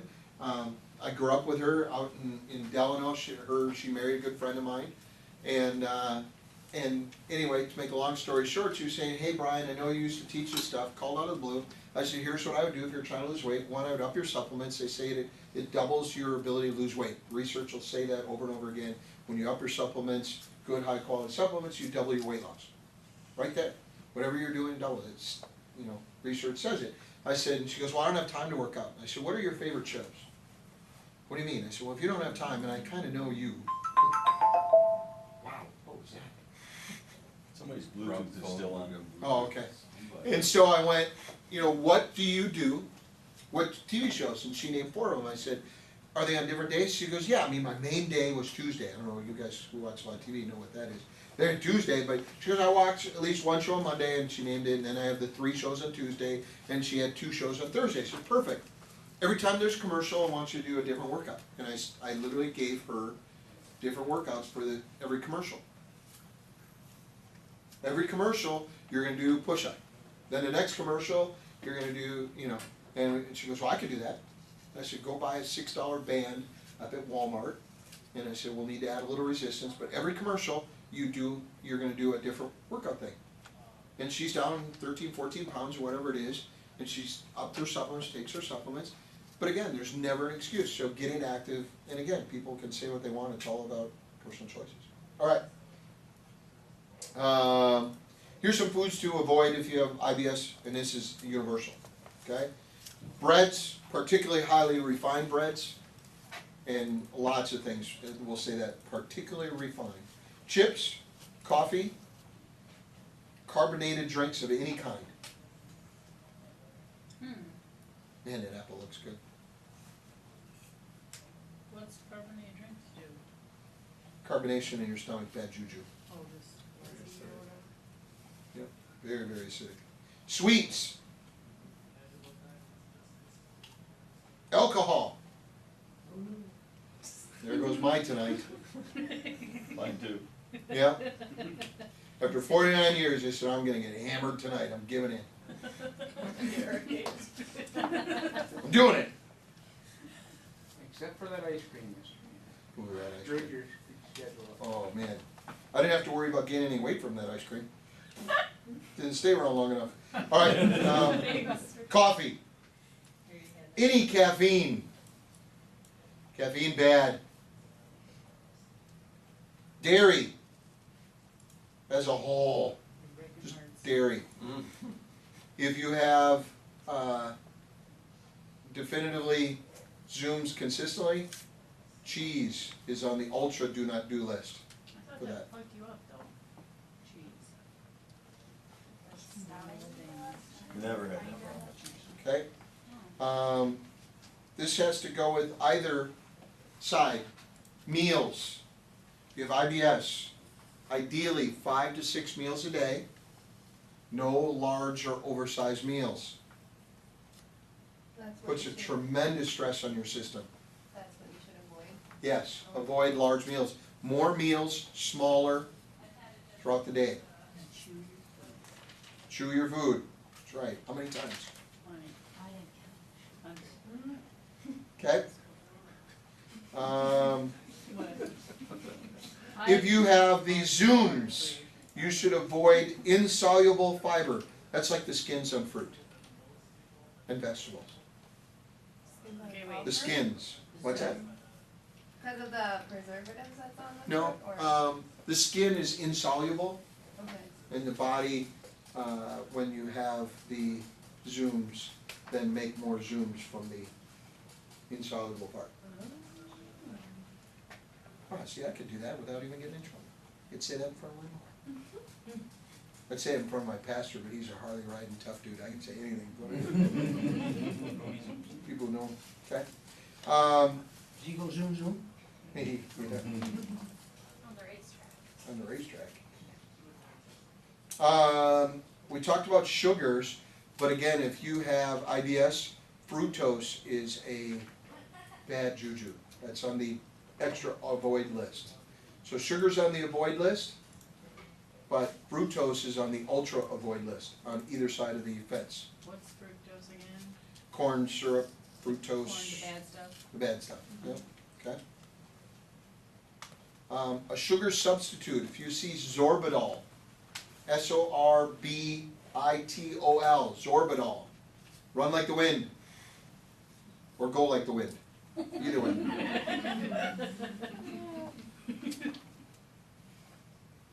And we already talked about high temp differentials, hot and cold, okay?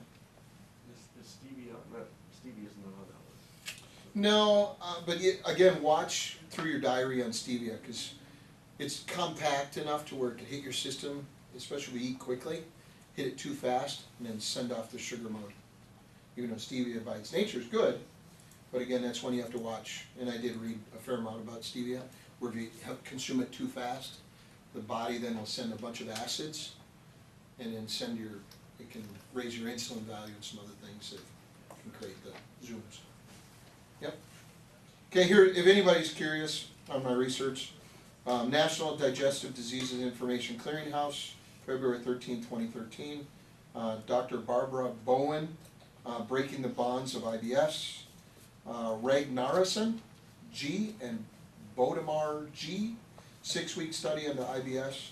They had 1,000 people who suffered chronic IBS, and by the time they left, none of them had it. What? Pretty neat study. Jay Yang, Effective Dietary Fibers. WebMD, Health.com, Mayo.com. Leslie Bonci, which she's the president of the American Dietetic Association Guide to Better Digestion. She is extremely, one of the most powerful people when it comes to eating and nutrition in the world. She's amazing.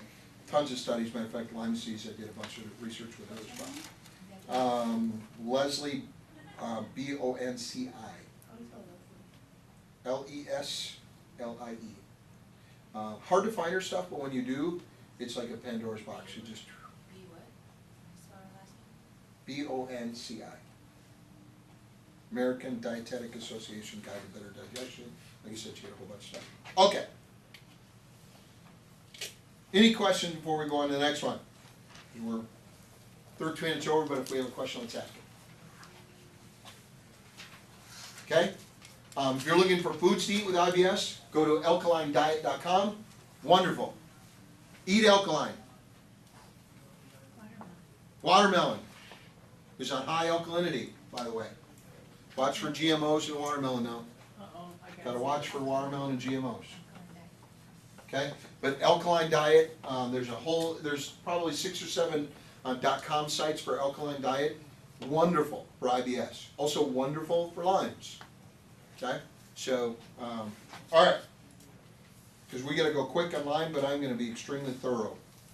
But we will be quick, a lot less squirrel trials, because it's a lot easier subject to talk about as far as than compared to passing PCs. It is estimated, we talked about 20 to 30,000 people per year are diagnosed. Okay? That number is a joke. It has to be, unless just so happens that a bunch of my friends and family and people I know have Lyme's and it's like aberration around here, which it isn't. That number is astronomically bigger, and here's the problem. Most of it's misdiagnosed. A lot of it's Crohn's diagnosis, a lot of it's fibromyalgia, arrhythmia, arthritis. Those are all things that are the diagnosis. What is it really? Lyme's disease. Okay? And they will give you certain drugs which don't address the problem. But they will take care of a symptom, but then another one will come out. Lyme's disease is a very adaptable little bugger. It attacks your central nervous system. It's in your blood, which means it can go anywhere. Okay? Do you want me to catch that, guys? Okay. Okay, because people are still writing notes catching up. Okay?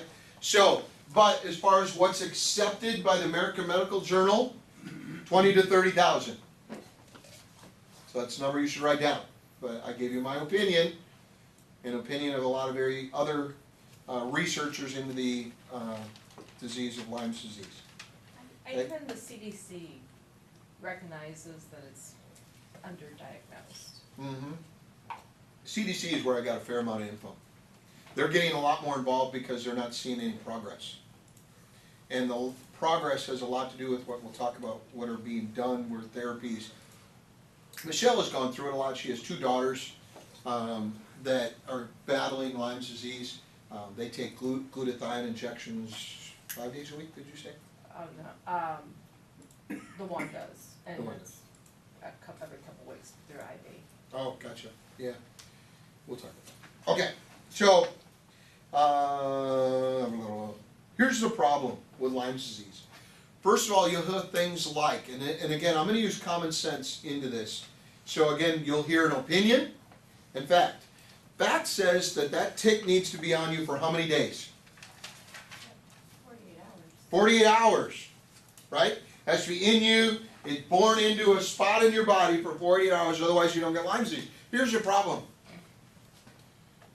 There were 26 people I talked to about Lyme's disease, total. Not one, have we got that clear? Not one. Said that was on more than several hours. How many even realize there was a tick? Yeah, Yeah, a lot of people don't. right. I mean, because both my girls cannot ever recall a tick being on them. Right. And even a deer tick that's been on for 2 days will balloon up and become pretty big and embedded. Or a deer tick is small enough, they actually have been known in some part of your tissues to bore in quite a bit, but then get bigger. But nonetheless, it gets bigger. I'm just curious. If it got to be the size of a, fly, because they get that big, I think you'd know. And it takes less than a day for that to happen. So when I see this, my brain goes, nobody I knew in my research of talking to people had a tick that they thought was 2 days old. None of them. But yet, research will say it has to be on for 48 hours or more. Otherwise, you won't get Lyme disease. Something's not adding up. You know what I mean? I mean, that's my opinion. I'm walking a fine line, but that's an opinion. So, I think you can get Lyme disease pretty dang quick. If it bites you, and I can tell you exactly what I would do, I would up my greens. I'd also add Ultra, neutralizer, that stuff you guys got. I'd add the Ultra though. And I would take silver 3 or 4 times a day for at least a month. Just because. It only was in me for an hour or two, but hey, according to, no big deal. Common sense comes into play here. If nobody, and I mean nobody, and most of them don't even know, it's not on for 2 days. There's just no way in heck. I'm sorry. Yeah. The other misnomer that I found through my research is that they say you always get the red rash. No, you don't get the target. Most people don't. I Yeah, think only they say- 40% now, research came out, and that's changed, and that's a recent study. When I tell you the effects of glutathione in Lyme's, and you hear the year, not that I'll let you know, 1997, but when you hear that, and you think we haven't heard of it, it's appalling. 1997, they knew the effects and what glutathione and enzymes and particularly cysteine has to do with Lyme disease. They knew back then, but yet it's new research. Anyway, yeah, it's crazy. Most symptoms for Lyme's take a year or more before you see the first one. Really? By that time, antibiotics do not work. Antibiotics do work on a fresh tick. So if, I'm going to keep picking on Mr. Baker, but if Mr. Baker here gets bit and it's been on there for 48 hours, because if it's less than 48 hours, a doctor will tell you you don't need it. I tell a doctor, you're giving me my antibiotics. It was on me for an hour, I want to have antibiotics, okay, in the future. Antibiotics are effective. Also messes up your intestinal system, but it does, research will say, works with Lyme disease if it's 2 weeks or less. So if you got bit within 2 weeks, antibiotics are extremely effective. Matter of fact, they don't actually whoop the Lyme disease out of you if it's 2 weeks or less, is what research says. Beyond 2 weeks, not very effective. Most symptoms don't hit for when? A year or more. What's the first thing they tell you at that point? Antibiotics. By that time, it's already in your central nervous system. It's in your spinal column fluid, cerebral fluid. Okay? Not going to work. So that just makes it worse by killing all the good guys then? We'll talk about that. Okay? You're still, again, don't go against your doctor. I'm not trying to say anti-doctors. But I'm saying that I want to know based on research and facts. There's a lot of research and facts on Lyme's. The problem is people aren't putting it together. There's not, like I talked about. There's lots of studies that say you need to up your electrolytes if you have Lyme disease. Lots of it. Because it attacks particularly magnesium in your body. Without magnesium, what do you have? An unbeating heart. Good day. Beep beep. Beep beep. Beep beep. Bad day. Right? Magnesium stops your heart. That's what electrical impulse is in your body. What's one of the things it goes after? Magnesium. Chronic fatigue? Really? Crohn's disease? Fibromyalgia? That's all lack of magnesium. Amen. Okay? What's the other one? Enzymes. We talked about it. If you don't have both of these working synergistically, you are 20% below optimal. But you can read lots of research on enzyme therapy and Lyme disease. Because it affects your immune system. And where does Lyme disease attack? Your central nervous system and your immune system. Problem is they do a lot of this without this, and they're what? Okay? So what is Lyme disease? Because some people, obviously Michelle knows. She's had to live through it with her kids, and there's nothing worse as a parent thinking there's nothing you can do. So she went to work and did a lot of research. But what is Lyme disease? Basically is this. I'm going to give you the crib notes.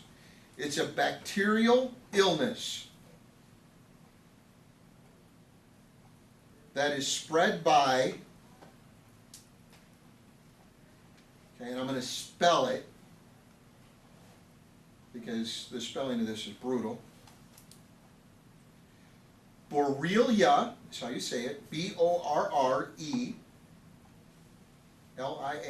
B-O-R-R-E-L-I-A, Borrelia burgdorferi, one word, burgdorferi. I say that pretty close, isn't it? I've heard it said a few different ways. Yeah. Okay, I'm getting there. Here it comes. B-U-R-G-D-O-R-F-E-R-I.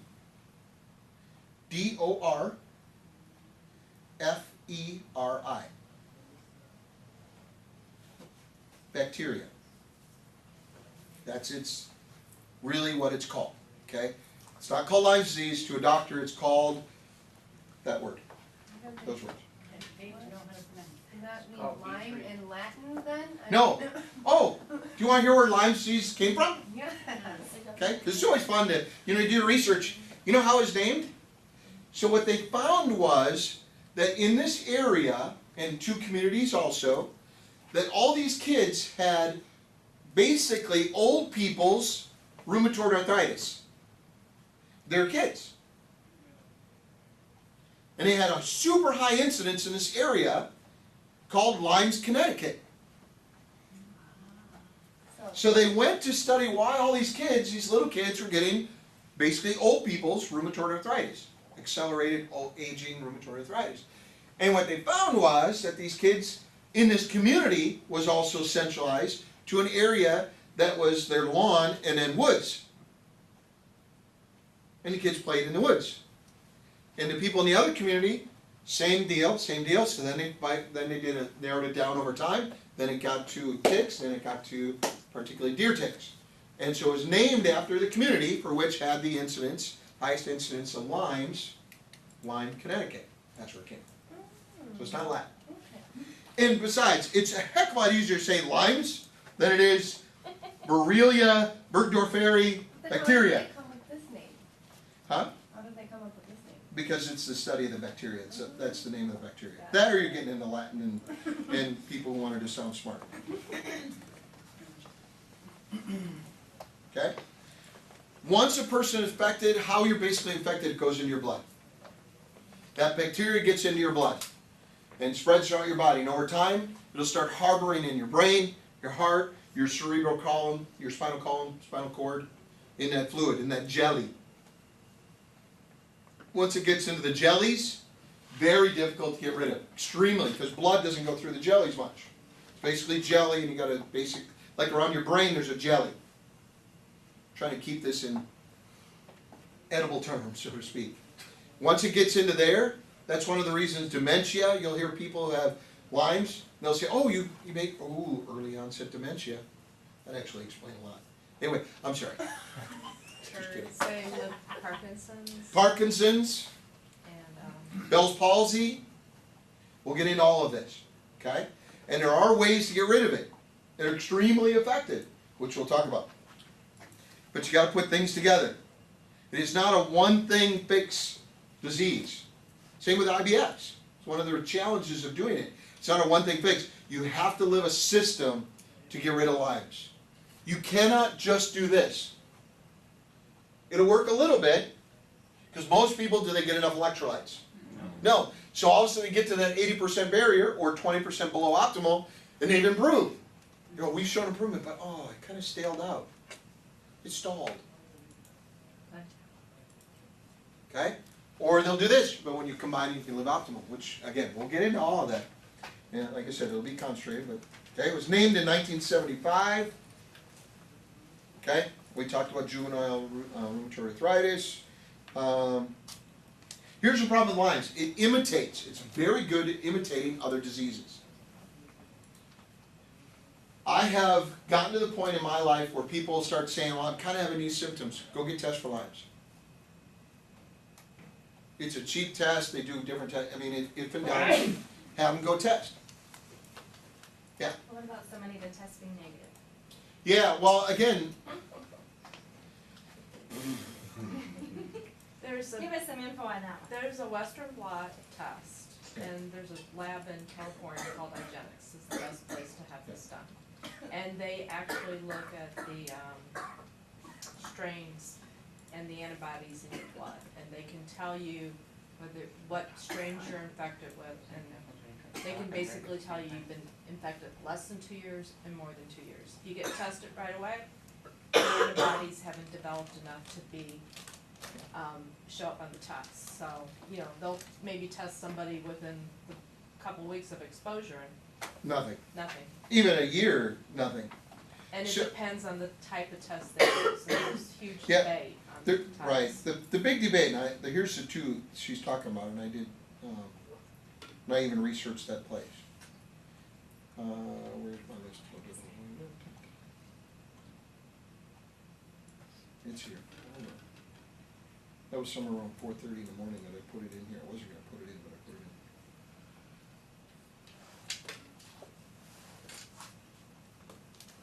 Someone with an autoimmune disorder that also has Lyme's.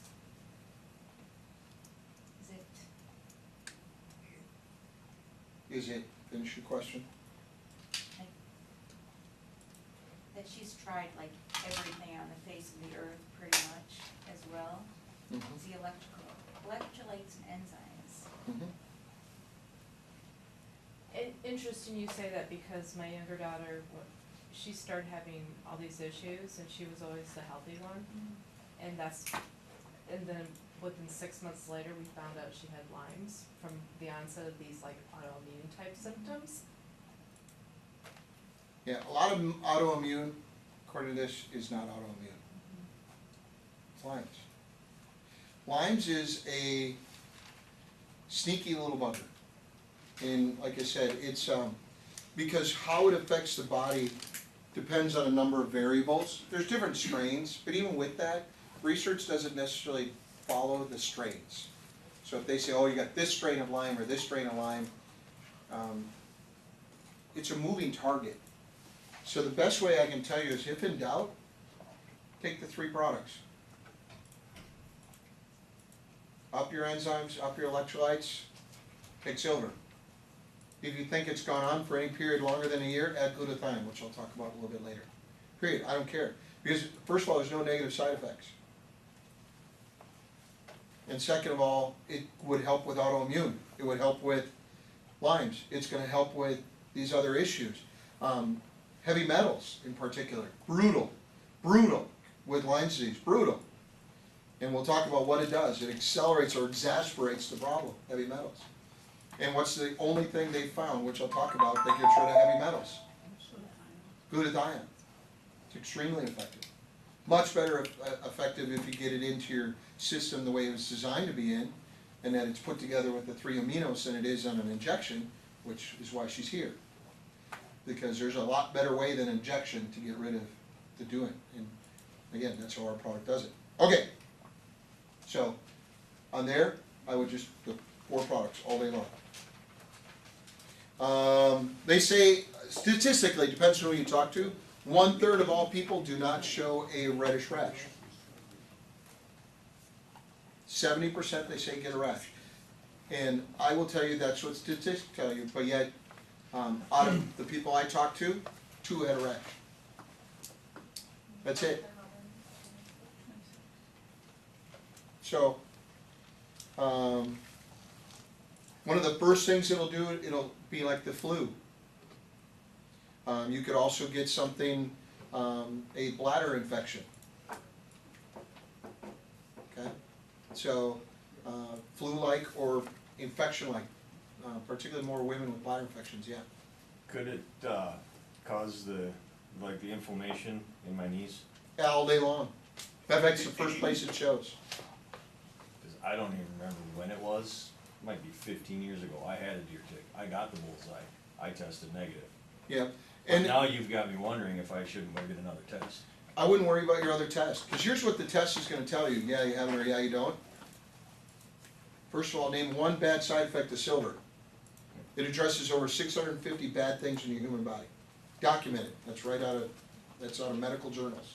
In 1996, they changed the law so we can't say that. So I didn't really just say that, Say what? okay? But prior to that, other countries recognize 650, ours doesn't. Yeah, I might be jumping a little bit ahead, I don't know if you're gonna cover it or not, but I've always wanted to know. So Lyme's disease, they say, comes from a deer tick. yeah. But a deer tick can give that Lyme's disease to deer or whatever else it bites. Yeah. So why, if it's a blood disease, why is it not transferable by mosquitoes or flies or something? And is that why we're not seeing it show up? Because it is being transferred through those other insects. Yeah, it can. There's debate. Here's, what's that? Go ahead. There's debate. Yeah, there's a huge debate. There's a huge debate. Check, is it? And Lyme, to your thing about 15 years ago, there's a huge debate between the medical community whether there can be a chronic Lyme's or you just have Lyme disease treated and it's gone, which is a whole nother nightmare. Yeah. And There's I a believe great- that probably has a lot to do with your current immune system. Yeah, and the gone, and again, we are jumping around, so I'm gonna try and bring it into play. There's a debate whether you can get it from a mosquito, but here's why they say it's unlikely. Because it would have to suck out of the deer that had it, and then later on get into you. Well, absolutely, but that's Because possible. it's especially if you possible, live in but- that wooded area. Right. It's possible, but usually when a mosquito's done that, they die very quickly. They die from the They die, yeah, Lyme? no, from the blood, from what they do, they actually die from it. It's long. They don't have a long lifespan. They don't, yeah. So the likelihood is thin, but it could happen. Absolutely, because, Lyme's is a very sensitive single cell bacterium. So if it gets air or whatever, or even any air, it'll, so, like if she has Lyme's, is it catchable? No, I mean, it hits air to air. You'd have to literally take blood and put it in with no air exchange. I mean, then you could possibly, and even there, unlikely. And again, they've tried it. There have been college students who volunteer for some of this, Oh my God. Why? Anything for $50. Yeah. okay? But they haven't been able to do it. So it's because of the single cell nature. But the problem is, once it proliferates your body, gets to the jellies, bad juju. Gets to your joints, and then, again, your knee is the first place, and it'll come and go. Lyme's will move. The arthritis will move. What is it trying to do? What is this little Live. disease? It's just, What about bursitis? Is that a common side effect from that? Or, Mhm. because I have bursitis in both knees. Okay. So flu-like, we'll keep going. We're going to come back to these, and don't let me go away from them too far. They're on the notes, but let me just cover these, and then we'll. So we talked about flu-like, rapid heartbeat. 1 in 10 victims suffer from rapid heartbeat, irregular heartbeat, arrhythmia. Undiagnosed, they'll treat you for arrhythmia, and you have Lyme's, and you never get treated for Lyme's. Your arrhythmia keeps coming back. Okay, so in doing the research, I found a couple of my family members probably have Lyme's, and I'm starting them on a treatment literally now. So, Bell's palsy, we talked about, wreaks havoc on the central nervous system. Basically what Bell's palsy is spasms, uncontrolled shaking, usually starts in your legs, first early onset of palsy, then it'll go to the eyelids, will be your second, where you get that little twitch, a fair amount. A lot of times that can be your central nervous system being attacked. Okay, so those are two places. It can turn into completely Bell's palsy, things not moving, functioning, or all of a sudden you'll move greatly. I mean, go that far. Meningitis spreads through your blood into your cerebral spinal fluid, which we talked about, causing inflammation, fever, stiffness, migraines, eye sensitivity, confusion, and seizures. Okay, and eventual death if it goes that far. If it doesn't treat it, it'll travel to your heart. And we already talked about arrhythmia. It can also then go into your central of your motor system as a whole. Anything to do with movement. Memory loss, early misdiagnosed dementia, mood swings. Did you just look at her? Apparently everybody has Lyme disease. I looked at her.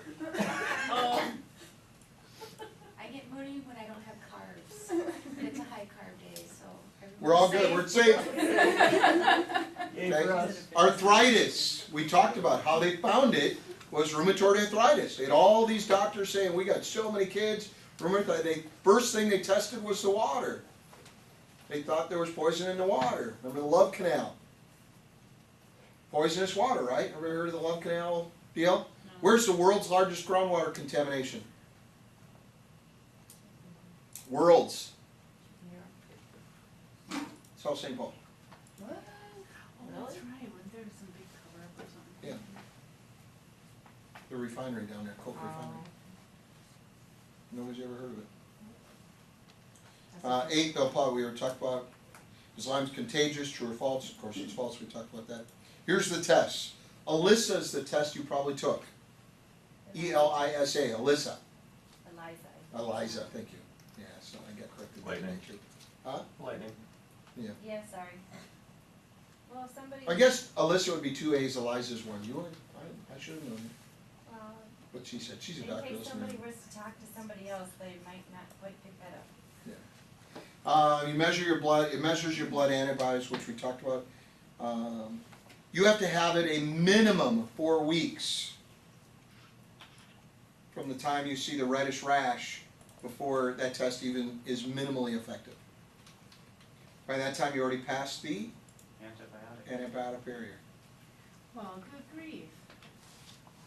Okay, the other one's Western blot, okay, BLOT, blood test, blot, okay. Much more effective, and they use Western, they'll do ELISA first, then they go to Western. ELISA tends to be less effective. Yeah, Yeah, we had a positive with the ELISA, but then the Western blot came back negative. that's unusual. It's usually the other way around. And again, I wouldn't trust either one. I would I know. treat it for Lyme's. Okay? All Lyme's patients should have, notice the emphasis in my statement, all Lyme's patients or potential patients, or if in doubt, all. A-L-L. There's an L at 2 of them in there. One's just a little baby. Finally. Should get tested for heavy metals.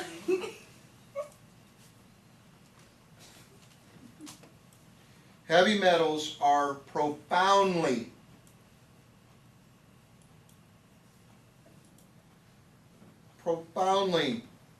immunosuppressive is the word that they use in a doctor lab, doctor world. Immunosuppressive, which simply means it beats up your immune system, puts it to sleep, it's not effective. Immunosuppressive. All Lyme's patients will get tested for heavy metals. Because heavy metals suppress your immune system. I just use the big words because I did all that research. What if you have titanium in your body? Then you should be on that for the rest of your life. And I'll explain why. Actually, I'll do it right now. You want me to? What did she say? She goes, she's got a titanium rod. 2 of them. 2 of them. Sorry, didn't mean to undersell you there. Take her to scrapyard. Okay, so I made the comment she should be on glutathione for the rest of her life. There's 2 ways to get effective glutathione. One of which is an IV injection. Costs range from $300 to $800 an injection. A lot of professional athletes have it. It is great in the rebuilding of your body. It's also great getting rid of heavy metals. And I'll read you the research who it came from. It came from Dr. Richard Horowitz, Horowitz. He's worked and studied in the treatment of Lyme disease at the Hudson Valley Healing Center for over 30 years now. When I read the article, I was 10 years old. He has seen clear evidence of the effectiveness of glutathione. After giving an IV dose, the patient, and this is consistent with all his patients, a 90% improvement in under 10 minutes.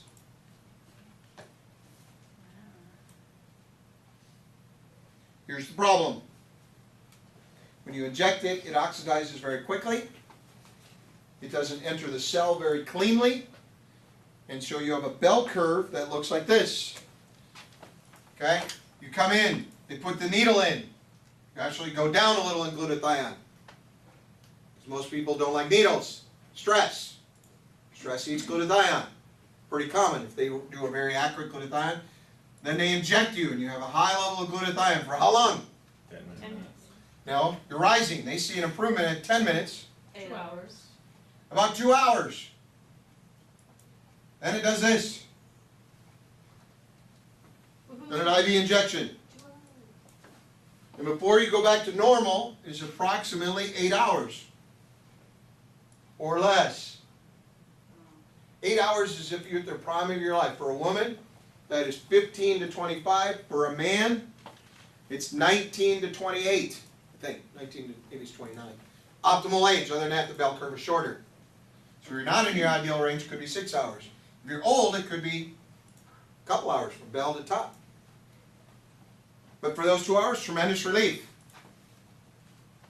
You see it in Parkinson's. Same deal. You watch them, they inject them, all of a sudden they talk normal. A couple hours later, they're back to shaking, they can't talk. They're doing this. We don't have that problem with our stuff, because it goes into the system the way the body designed it. Has the 3 amino acids, cysteine being one. Cysteine is what gets eaten up by limes. Without cysteine, you can't make glutathione. Without glutathione, you have no cellular spark. So Lyme. That's why chronic fatigue. It eats cysteine, literally. That's what it does to oxygenate and revitalize itself. So Lyme's lives on cysteine. So Joe's totally eats your food. Okay? Which we'll talk more about later. But Richard did a lot of study. He is very well respected. Again, you can. It was a great book.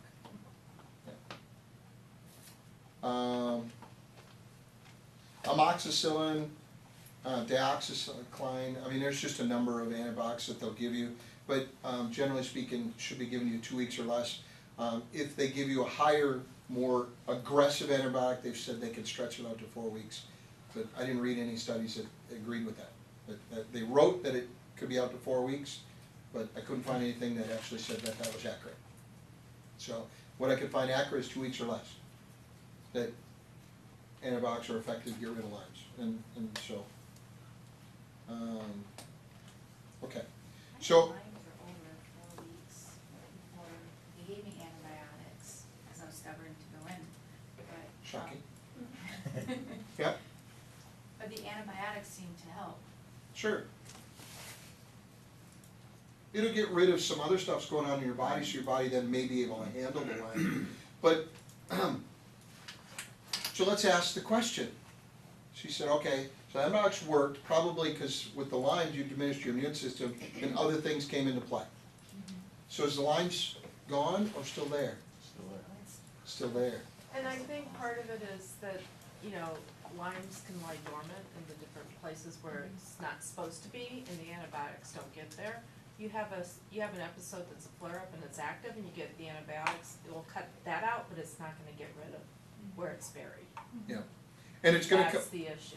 yeah, and it's gonna come out at certain times. It'll come out, you know, sometimes, and again, you know, you're in this fitness competition, you're losing a bunch of weight, it'll store in your fat. And so all of a sudden you have this higher level of mood swings or higher level of depression, higher level of fatigue or aches and pains, and we attribute it to the fact you're busting your complete tushy on this competition. The reality is, it's probably some of the Lyme's coming out in your system, and your body's strong enough at this point, because you're young yet, and you're active, and you're eating right, you're healthy enough to do a lot of the combating. The problem is, what's gonna happen when you're 50 or 60 and you start not doing some of these things, and then you have this come out of your system. So you gotta get it out of your system. And they haven't shown anything to get it out of your system where documents will say it, except for silver. So that's the, Silver is a bullet to Lyme disease, and I'll talk about why. And it's a certain type of silver, which I'll talk about. Is silver not considered a heavy metal? Because I'm not really familiar with it. It is, okay, great question. You and I are gonna get along. You have to wear something with less heels on. Just call you Stretch. Yeah, it is considered a heavy metal, but what happens within it, the body, first of all, blood needs silver. Needs it. Blood wants it. It's part of your chemical makeup. And so, it's a different type of heavy metal. It doesn't attach or is an immune suppressant like other heavy metals, like mercury and some of these other things. It is literally the opposite. It literally builds your immune system. So it's a metal that's good for you. Okay? And the other thing is you need the metal to be the right size. Okay?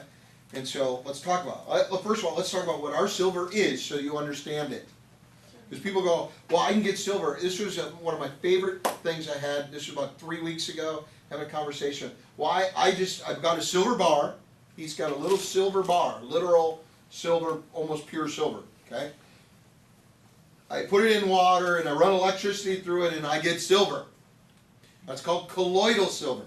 So the best thing is I'm going to use Becca's cortisol ball here. That's what this would be like. This is colloidal silver. Okay? Alright? Now, a single cell bacteria, we'll call it Burgess, because I'm not going to go through that name, or Lyme's, very small. How does silver work? Silver does one of two things. In a viral, it'll literally wrap around the viral and suffocate it. In a virus, cold virus, flu virus, is Lyme's a viral? No. So it does it differently. It has to penetrate the single cell bacteria, has to penetrate it. Will this fit in this? no. So you have people who do the kinesiology test and strength tests on silver and Lyme's, and they're not stronger. Because the body's going, this is just a heavy metal, this isn't what I want.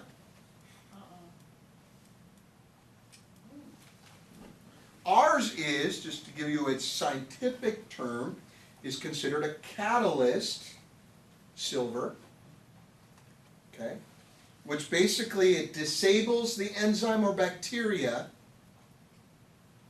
so they cannot breathe.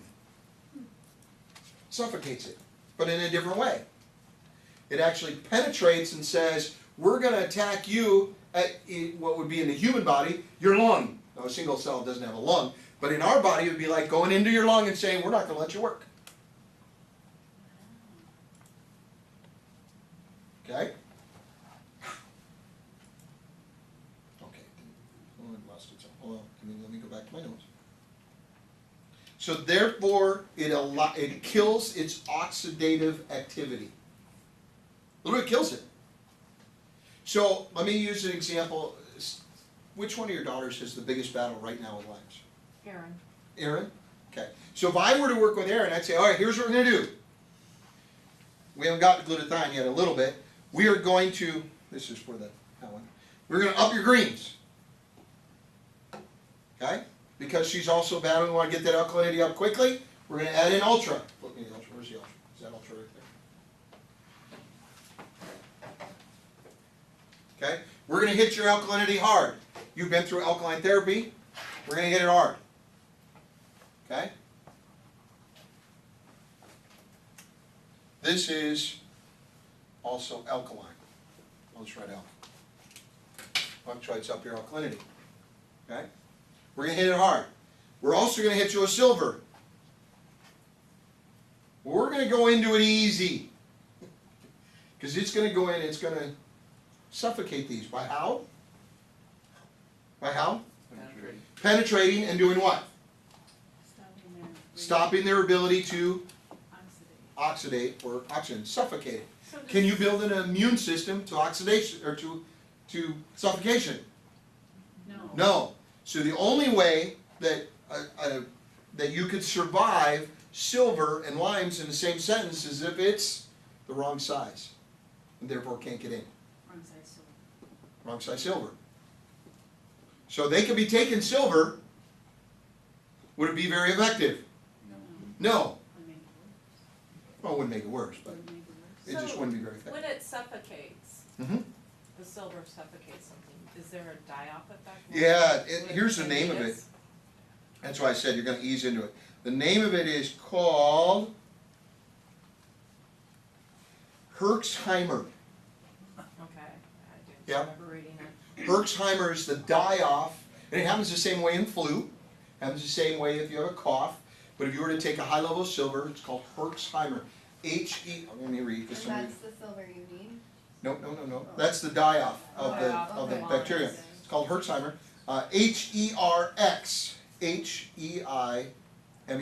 Aren't you guys so impressed with my lightning today? It was really painful. Okay. And what that is simply more than it's the die-off of the spirochetes or spirochetes, depending on who you talk to. That's the little bacteria. They're called spirochetes. Okay. This is die-off. And if you have the die-off, you're going to have the flu. That's what basically you have. You don't have the flu, but it feels like the flu. You're going to want to vomit. You're going to want to poop quickly. Okay? Zooms, sorry. You're going to ache. Your knees will hurt. These are all common to the flu. Aches, no energy. What you really have is a die-off. So when I work with somebody, like again, Gino is my best friend. And he has been treated for arrhythmia, has been treated all these things, and I'm doing the research, and even though I've known and studied all this stuff for a long time, all of a sudden I went bing, bing, bing, bing. There were several things he's still dealing with. I go, he didn't get rid of the limes when they treated him for limes before. And I've sold colloidal silver for a long time. It didn't get in there. I believed in silver for many years, but ours is not, and again, I'll talk about what our silver is in a little bit. But I'll do it right now. So basically, the same symptoms would be like a toxic dump if you're detoxifying. It's just a toxic dump. Yep. It Yep, can just be- die-off. It can be really painful from what I've read. Get Mineral. die-off. Okay. Here it is. Our silver is considered hydrosol silver. Hydrosol. What that means is this. It has no protein to it. Colloidal silver, part of the reason it's bigger, it's basically like a protein. Okay? Ours is pure silver, and it completely suspends in water. Okay, what it means is it doesn't sink. Means you don't have to shake it. Means you don't have to shake it. You go buy silver from just about every other place that I've ever bought silver in my life, and I bought a lot of silver for a lot of years, you're supposed to shake it. That's not a hydrosol silver. Okay?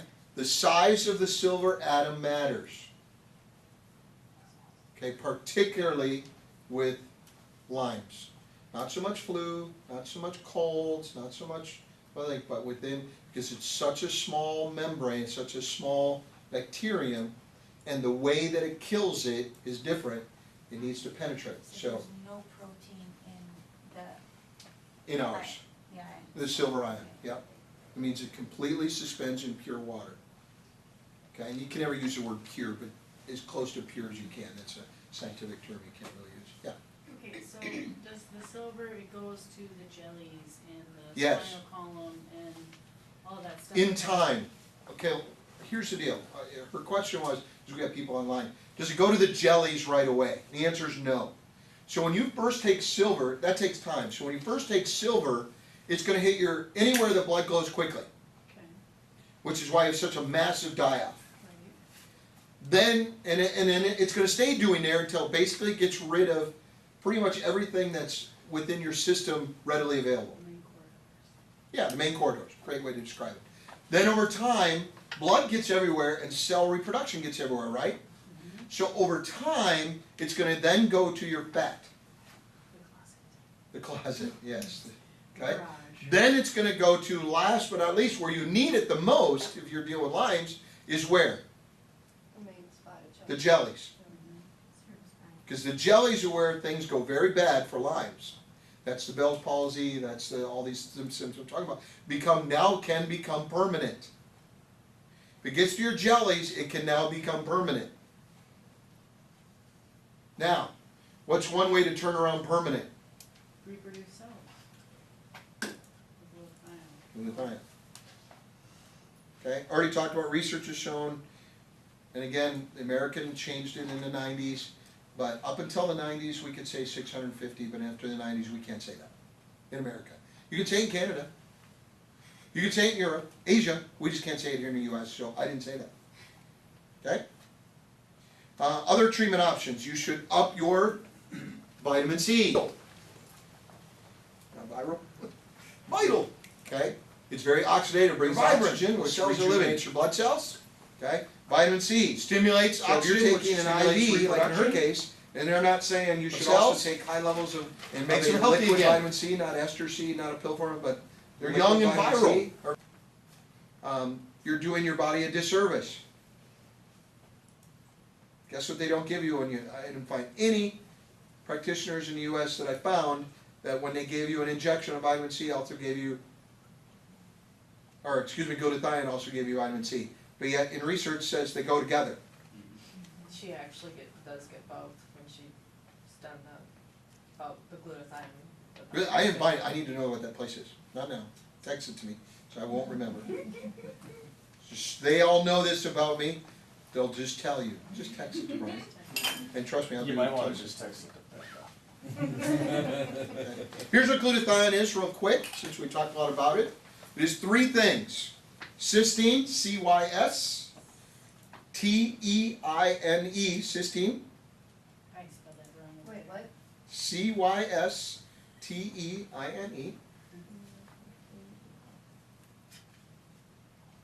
There's three things your glutathione is.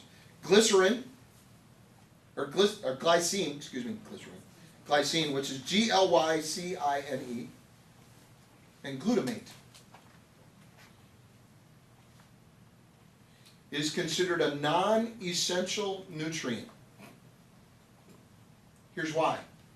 The body will take those things out of your food, put them together and make a cake called glutathione. Pretty common. Doctors prescribed one of that, like glutamate. Glutamate is pretty common. Again, that's like a B12 shot. So it's like, you pick, do you want your immune system better, or do you want your eyes, you know, you have to have them all together. Yes, you should have them all together. They're made to be like a cake, made to be together. What does Lyme disease attack? I told you earlier, cysteine. Okay, without one of the three, do you have glutathione? Without glutathione, you're dying early. That is what they measure your longevity with. It is cellular life. No matter what you're dealing with. It's bad juju. Okay?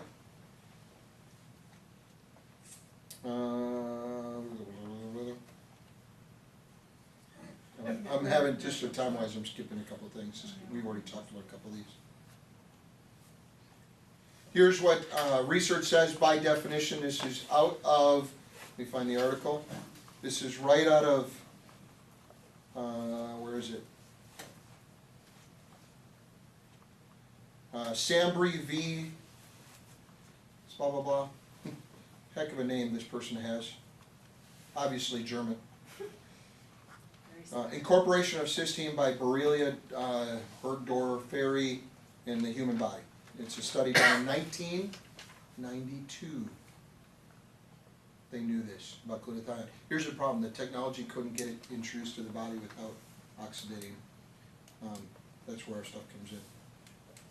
We've changed glutathione in the view of it. It's pretty cool.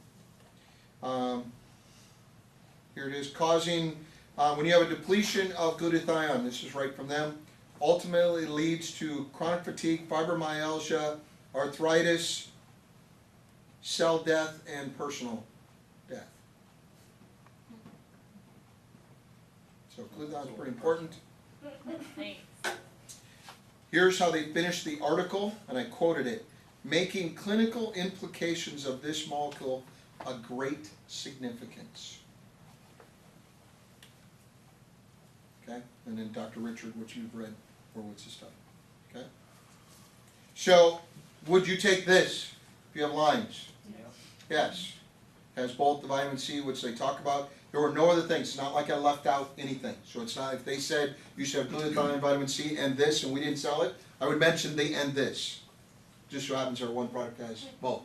Normal doctors, if you bring it to them saying, you know, if they're very particular, their doctor says you can't take anything, you know, until I tell you. If you bring in that bottle to a doctor that they're seeing, or specialist, would they say, okay, this is safe, or they have no clue? Flip a coin.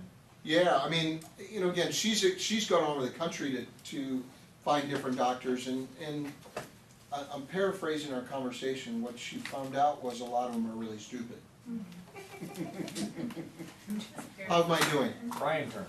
Pretty accurate. Yeah, that's I'm putting it into my layman terms. So the problem is, you know, here's the deal. This is where I'm going to be.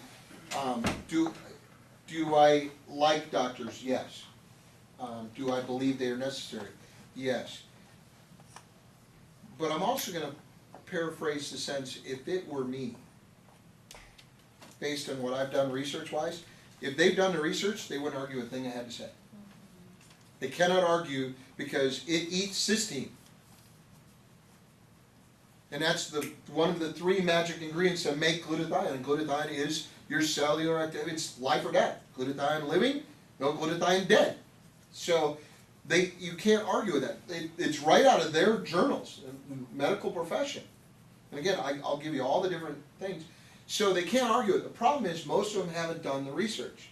Here's how a lot of doctors, have you ever watched that, what's that one, Anne Hathaway's in it, and he's selling drugs to doctors?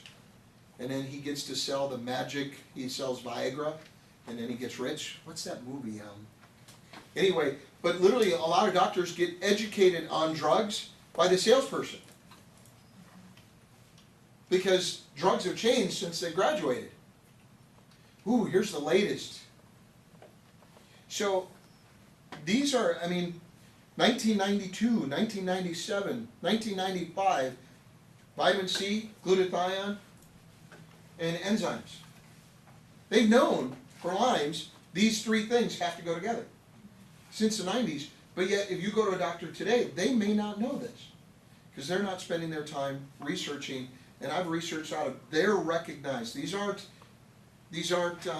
propaganda or some sales company that's creating it. What's that? Love and Other Drugs. Yep. Love and Other Drugs, thank you. Google. Yeah. And it's a movie, it's got a lot, you can't watch it with your kids. There's a lot of inappropriate attire and activity. You know, it's just the gentlest way I can say it. But the reality of it is, that's, you know, the part I'm talking about with that movie is, that's how a lot of doctors are educated on drugs. And their solution just so happens to be their income. More than 60% of a doctor's income is prescription. So you get a kickback on prescription. Yeah. So, that's common, yeah. I don't think I'm saying anything that's... They won't admit to it. But No, they'll admit it. I've talked to a number of them. They won't say what the percentage is. Well, I make a little bit. There's a reason they spend 8 years in college and a lot of money to go to college, because there's a lot of money in it. I'm not disputing. Again, I'll say it. Here's how I look. If I get cancer, Lord, I hope I don't, but if I do, or somebody else I care about gets it, I mean, yeah, let's get the best doctors we can, the best drugs if that's going to help you. But I know some things are going to help you. Take that and this. Glutathione has been shown to help chemo and radiation be more effective and lessen the side effects. That's right out of American General. AMA, American Medical Association, says that about glutathione. But how many doctors know that? Even the ones who are treating people for cancer. But their journal said it. So, yeah, if it were me, I'm going to listen to my doctor, but only so far. And I'm going to go into research. And again, nothing I'm giving you, it was that hard to find. You can get rid of the garbage. After you look for a little bit, you'll know the garbage ones. You'll know the advertising ones. You know the propaganda. You know, companies like ours, we can put out propaganda, and But notice our stuff isn't propaganda. I mean, that's what I like about Nature Rich. It isn't. You know, but we still have to educate. And so, that's what I'm doing here, but the other side, there's just a lot of stuff, yeah. Comment and a question. Mhm. Comment about the doctor. What I've started recommending to people if they wanna take different things to their doctor or whatever is number one, ask your pharmacist is another way, because the pharmacist is the one who knows all the interactions and stuff, and they're gonna say, if I take this, will it hurt anything that I'm already taking? Will it affect other medications I'm on, or will it hurt me? Cause again, you would already know, they don't have the information that you have. So, that's a really great question for them to ask is, will it harm anything I'm already doing? Will it hurt any condition I already have?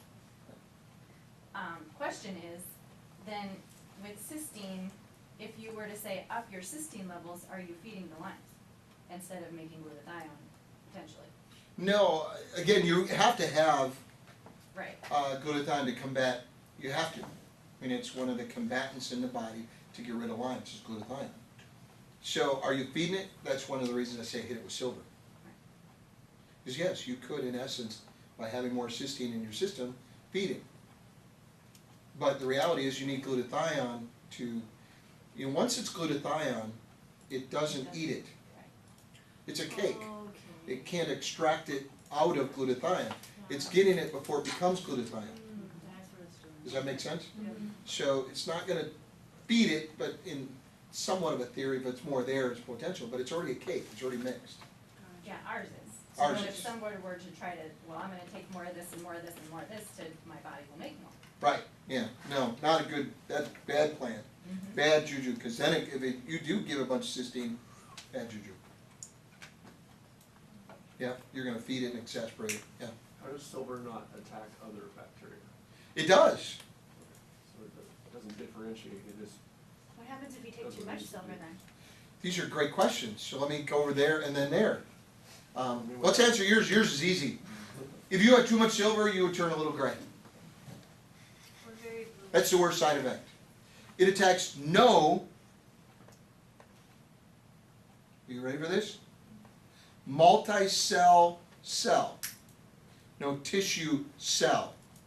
Our body's made of tissue cells, not single cell bacteriums. So does it attack or hurt anything good within your body? Zero. There's never been a single thing they've ever found that silver is harmful within a healthy body, period. Or even an unhealthy body. But it is extremely effective at attacking the enzyme, which is oxidative, of bad bacteria. Because remember, silver's in your blood naturally. Is it? Absolutely. And a lack of silver is an unhealthy blood. So it doesn't hurt the bacteria in your GI tract. Does not hurt the bacteria in the GI tract.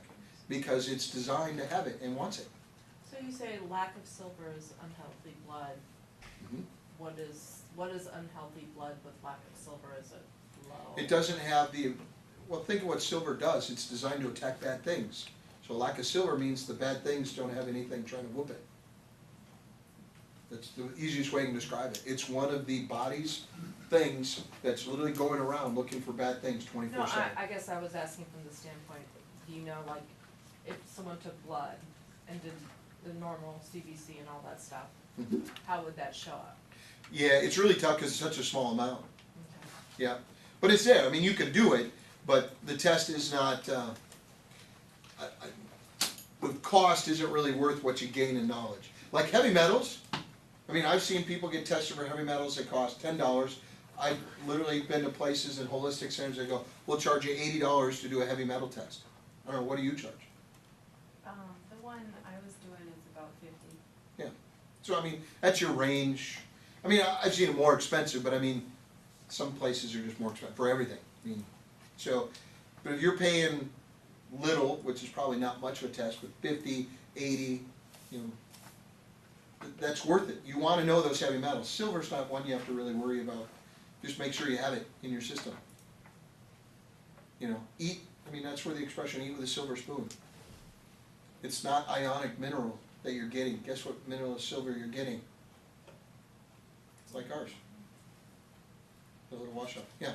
What if I hypothetically knew someone who had friends that had Lyme's disease, and this person that I knew, could be my cousin, hypothetically didn't know how to approach her friends with Lyme disease, about what we have, what would you suggest?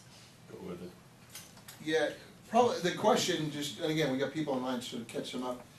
How do you approach people, and particularly people you're close to with Lyme disease, without sounding like a salesperson? Probably is a better way to word the question. I would say you need to talk to so-and-so. You have Lyme's, they might have something that can help you, you should talk to them. Get out of the way. You know, I mean, I use the example when Michelle and I met, and I kind of laughed when we left, because we talked from the time she sat down, because I was there first. We talked literally, and even out as the hallway going down the hall, and I almost felt bad that I had to go catch my other plane, because one was very interesting, she's a very interesting person in general, but it was on a topic I'm passionate about, obviously because we're two daughters, she's passionate about. So it was a great deal, and I didn't want to leave. I get on the next plane, that guy was a scumbag. I mean, there's one way of just saying I'm not interested. I guess one was a guy, one was a lady, but there's a nice way of saying it and a not a nice way. I even gave her a couple times, you know, if you want to just chill, just let me know. No, we were into it, right? These two people were rude about it. You got to get out of the way. But if you know they have something, get out of the way. They still may not be open. You know, the best way to do it is get out of the way. You should talk to one of our product trainers. We have products that people help people. As a matter of fact, the research, not done by our company, but the research has shown, we just happen to have the products that they talk about. I mean, it's pretty cool that the two things they make reference to, vitamin C and glutathione, we have, in a way the body wants it. That's pretty cool. I don't believe that's by accident. And I have to say that that's what was so interesting to me, was in the way the body needs it, when you talked about that, because, you know, we've been through a lot, and that was, and they've tried a lot, we've done a lot. Yeah. You know, it's been a journey, so. Yeah. The whole thing is that there's a way that it could actually help. Yeah, so let's get to the help, and then we'll have lunch. Let's talk about it. So if you have somebody, let's just write L, they have the diagnosis, or they have the, and I'll use Heath, you know, again, I pick on Heath all the time. He doesn't know he has Lyme's, but it's highly probable, based on some of the things that have happened, right? So in your case, Becca, we know had Lyme's, the treatment she had, we know, because science says it, didn't fully get rid of it. So in essence, she's an L. She's a Lymer, right? So then there's like Aaron, whose doctors will say is a Lymer. Does that make sense? So all three, I would do the same exact thing. I'd say, okay, let's start with diet. Do we sell diet? We do not sell diet. I am not a grocery store. Make sense? You are not a grocery store. But we're going to say, if you're a Lymer, let's start with your diet. How should you eat if you may have or do have the diagnosis of Lyme? Alkaline. Go to the alkaline diet. It's a whole lot different than IBS. No. Okay? So again, I'm going to say diet. That's the first place we're going to go with the Lyme disease. So if I were sitting with Aaron, I'd say, Aaron, okay, here's the deal. We're going to work on your diet. You will not eat fruit and vegetable or fruit and meat in the same meal. Period. Won't do it. You're going to have fruit, and it's going to be just fruit. You cannot eat fruit with any other meal or any other part of a meal. You eat fruit, it's fruit. You're going to have a fruit meal. You're going to have 6 meals a day. Or 5 meals a day minimum. But you're going to get fruit by itself. Vegetables and meat can go together. Meat can go with vegetables. Catch that? It's the same way the other direction. Okay? Can you ever eat fruit with meat? No. You can maybe get a little bit with fruit and vegetables, but even that's not ideal. Make sense? So the first thing I'm going to start with Aaron, or a Lymer, potentially, say, let's get your diet in order. I want you to look up an alkaline diet, start eating alkaline. When you're alkaline, your immune system is stronger. That's why. Lyme attacks your immune system, as well as your central nervous system. Okay? So what would be the next one? Supplements. First, let's look at one, what's going to kill the bacterium? I'm not gonna say the big name, silver. Okay, silver does. Science will prove it. Okay, but it's gotta be the what? The right kind of silver. Hydrosol. Okay, now I only know of two. I only know of two. Okay, there could be others. I didn't find any others. What are the names again? The silvers? Colloidal. Nature rich. Oh, yeah. A little itch right here. Wow! Bad angel! Bad Angel won, you bet. That, they didn't even catch on camera, but I can't do that back. Okay, so I'm gonna talk, we're gonna get, first of all, we're gonna combat the bacterium. Silver combats the bacterium. Okay, so we need to get that. Then we need to what? Up the enzymes and electrolytes. Need to have these two going for you. Back to diet, but in supplements. It's extremely difficult to eat alkaline enough, even on an alkaline diet, to be alkaline enough to be alkaline. So we're going to supplement your diet. Say it one more time and that's the Now. Okay? So we're going to supplement. What supplements are we going to give you? To do this, Greens, ultra greens, Neutralizer. silver. greens and neutralizer, and ultra greens. How long would you need to be on ultra? The rest of your life. Till the symptoms become secondary. In other words, you don't even think about them. Then you could probably get rid of the ultra and just stay with the greens. Okay? My mom does not do ultra anymore. She's beat most of the things that were beating her up. Just take regular greens. But what if it comes back? You can get some then. Be a good, honest steward as a salesman. Don't sell it to them because it makes you more money. In the beginning, in Aaron's case, who's dealing with the highest level of it, yep, not giving you much choice. You need this. When the things go, we're going to get less in your pocketbook because you won't need it. But right now, we got to win. Winning is the only option. Okay? So supplements, we talked about glutathione as a supplement. Different reason though. Okay? So first we get this right. Why do we take glutathione? Rebuilding. Not only rebuilds the cells, rebuilds different organs that Lyme's attacks. Again, by the time, I'm not going to hit all the organs. I hit some of the main ones. But again, you'll see it, pancreas being one. Sometimes Lyme's is misdiagnosed as type 1 diabetes.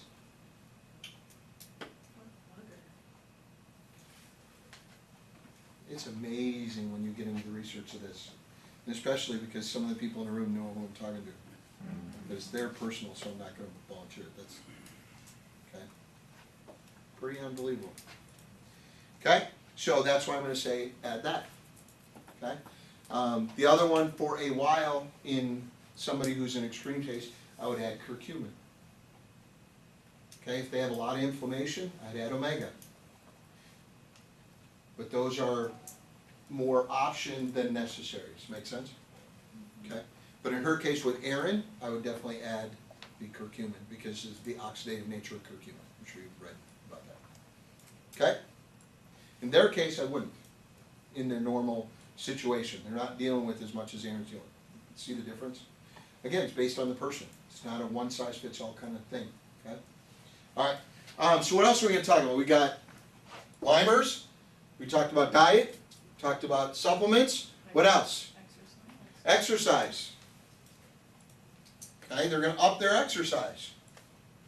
They're going to up their, in all probability, water.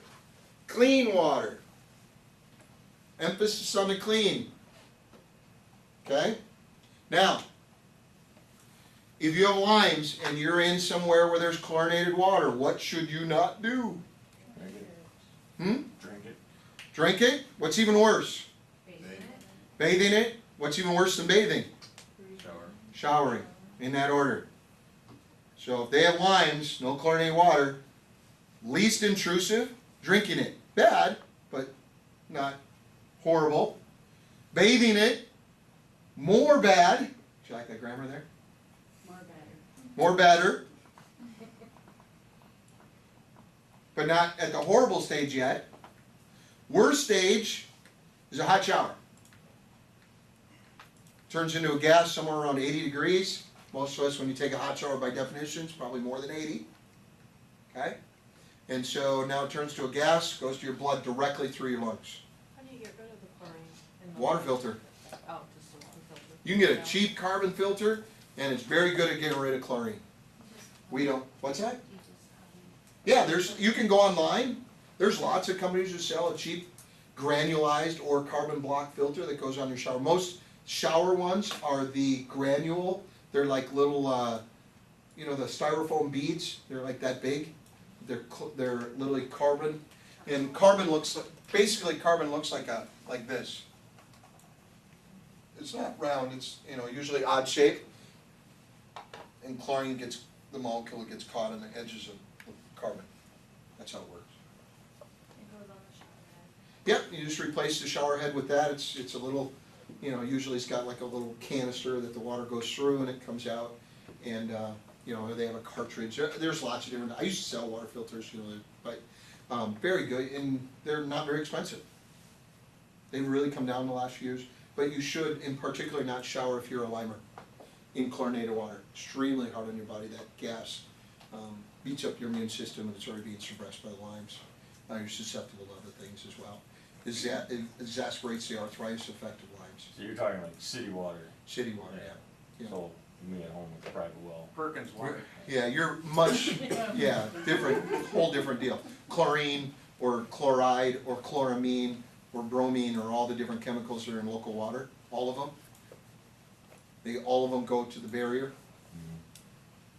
But, yeah, bad side effect. So, again, if you're a Lymer, gonna up clean water. We're gonna talk about bathing and showering. Okay, we're gonna talk about upping what? Exercise. Okay, but you're gonna do all of this.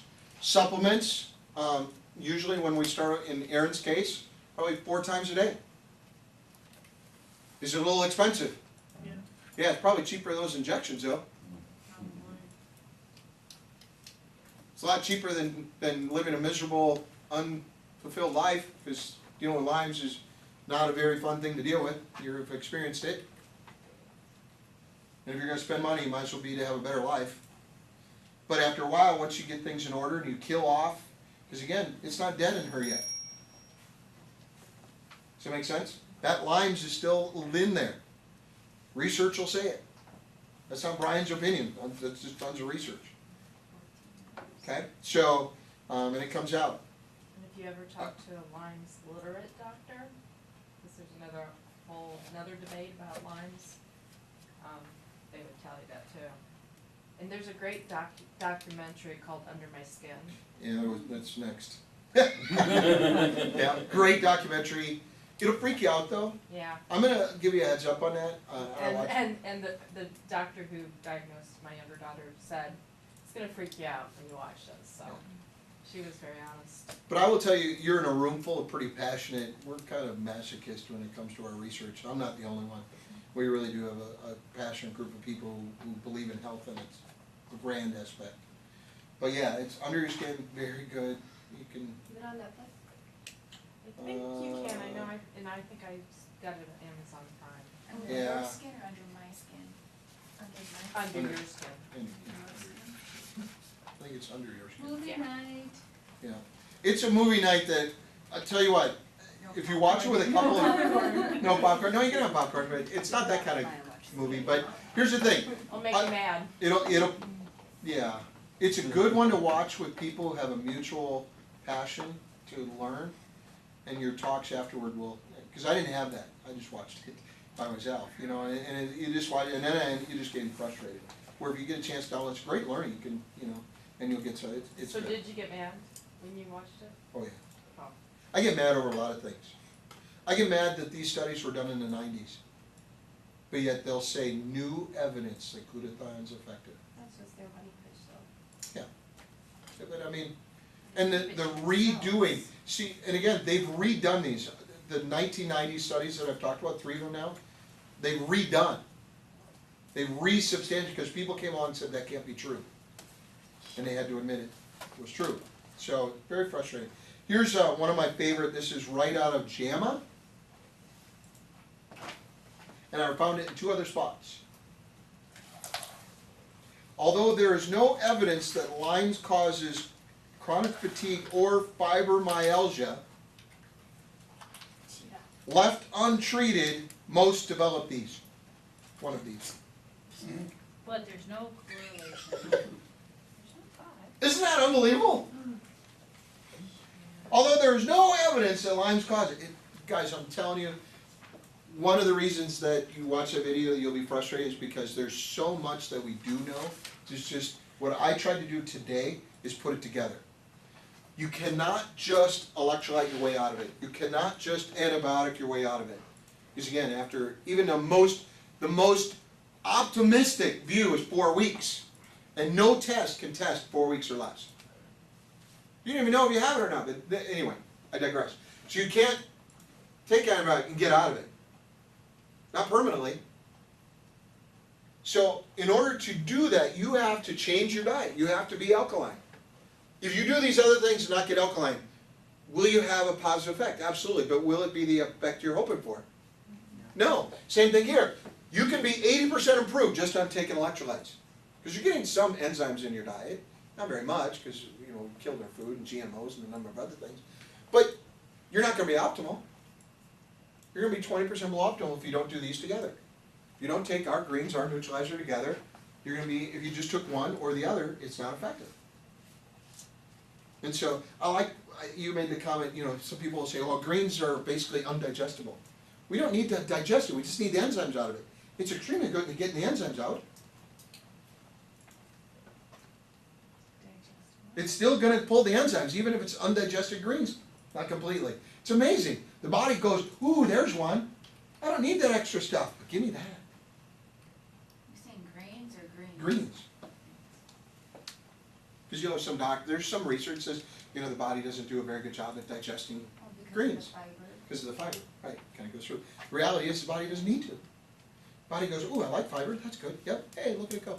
But it needs it because it's almost like a scrub to help clean out, so it's like, you need that fiber because it scrubs out to clean so Yeah. The sink going. the sink Yeah.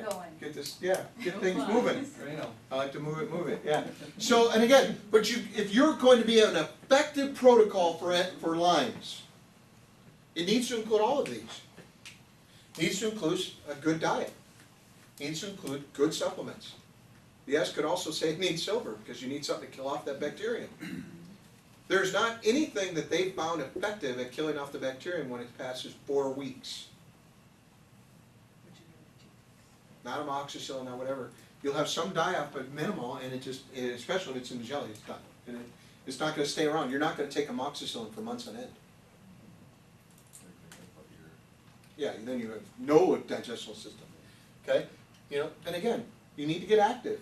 Part of the reason you're active is because then your cells actually get more active and you hit more area quicker. Really? Than water. Okay, real quick, here's where I got my study. It was ironic, one of her comments. UMES, U-M-E-S, School of Pharmacy. I spent a lot of time there. Lots of good stuff. HuffPost.com, H-U-F-F post.com. Ask.com, About.com, WebMD, Mayo.com, MedicineNet.com, HealingWell.com, Living Strong. Yeah, pretty good stuff on Living Strong site, by the way. 2 or 3 decent articles. LymeMD, this is one I got a fair amount, LymeMD.blogspot.com. That's a number, it's kind of the best way to describe it, at least my understanding was, like a consortium of highly respected, kind of got together within this blog site. Some of the information was really, really well put together, and guess what they talked about? When they got all these brilliant minds together. You don't need to be that smart, but you got to hang out with the smart people and use their information. And not assume that one person has all the answer. I've done, and again, and I'm not that one person. All I've done is take a whole bunch of people's stuff, put it together, and hopefully it'll help you. I'm extremely confident, because I've done the research, that you can turn around and literally where they say is irreparable, It's a word that they use a fair amount. I don't even technically think that's a word. But yet, when they talked about this within the thing, it was repairable. And sometimes the same article. And I'm like, make up your mind. If it's not repairable, say that. But if it's repairable, then say that. They say it's repairable if you give it the right stuff. Then say that. Then tell me what the right stuff is. And that's where they came from. Questions? We're way over time.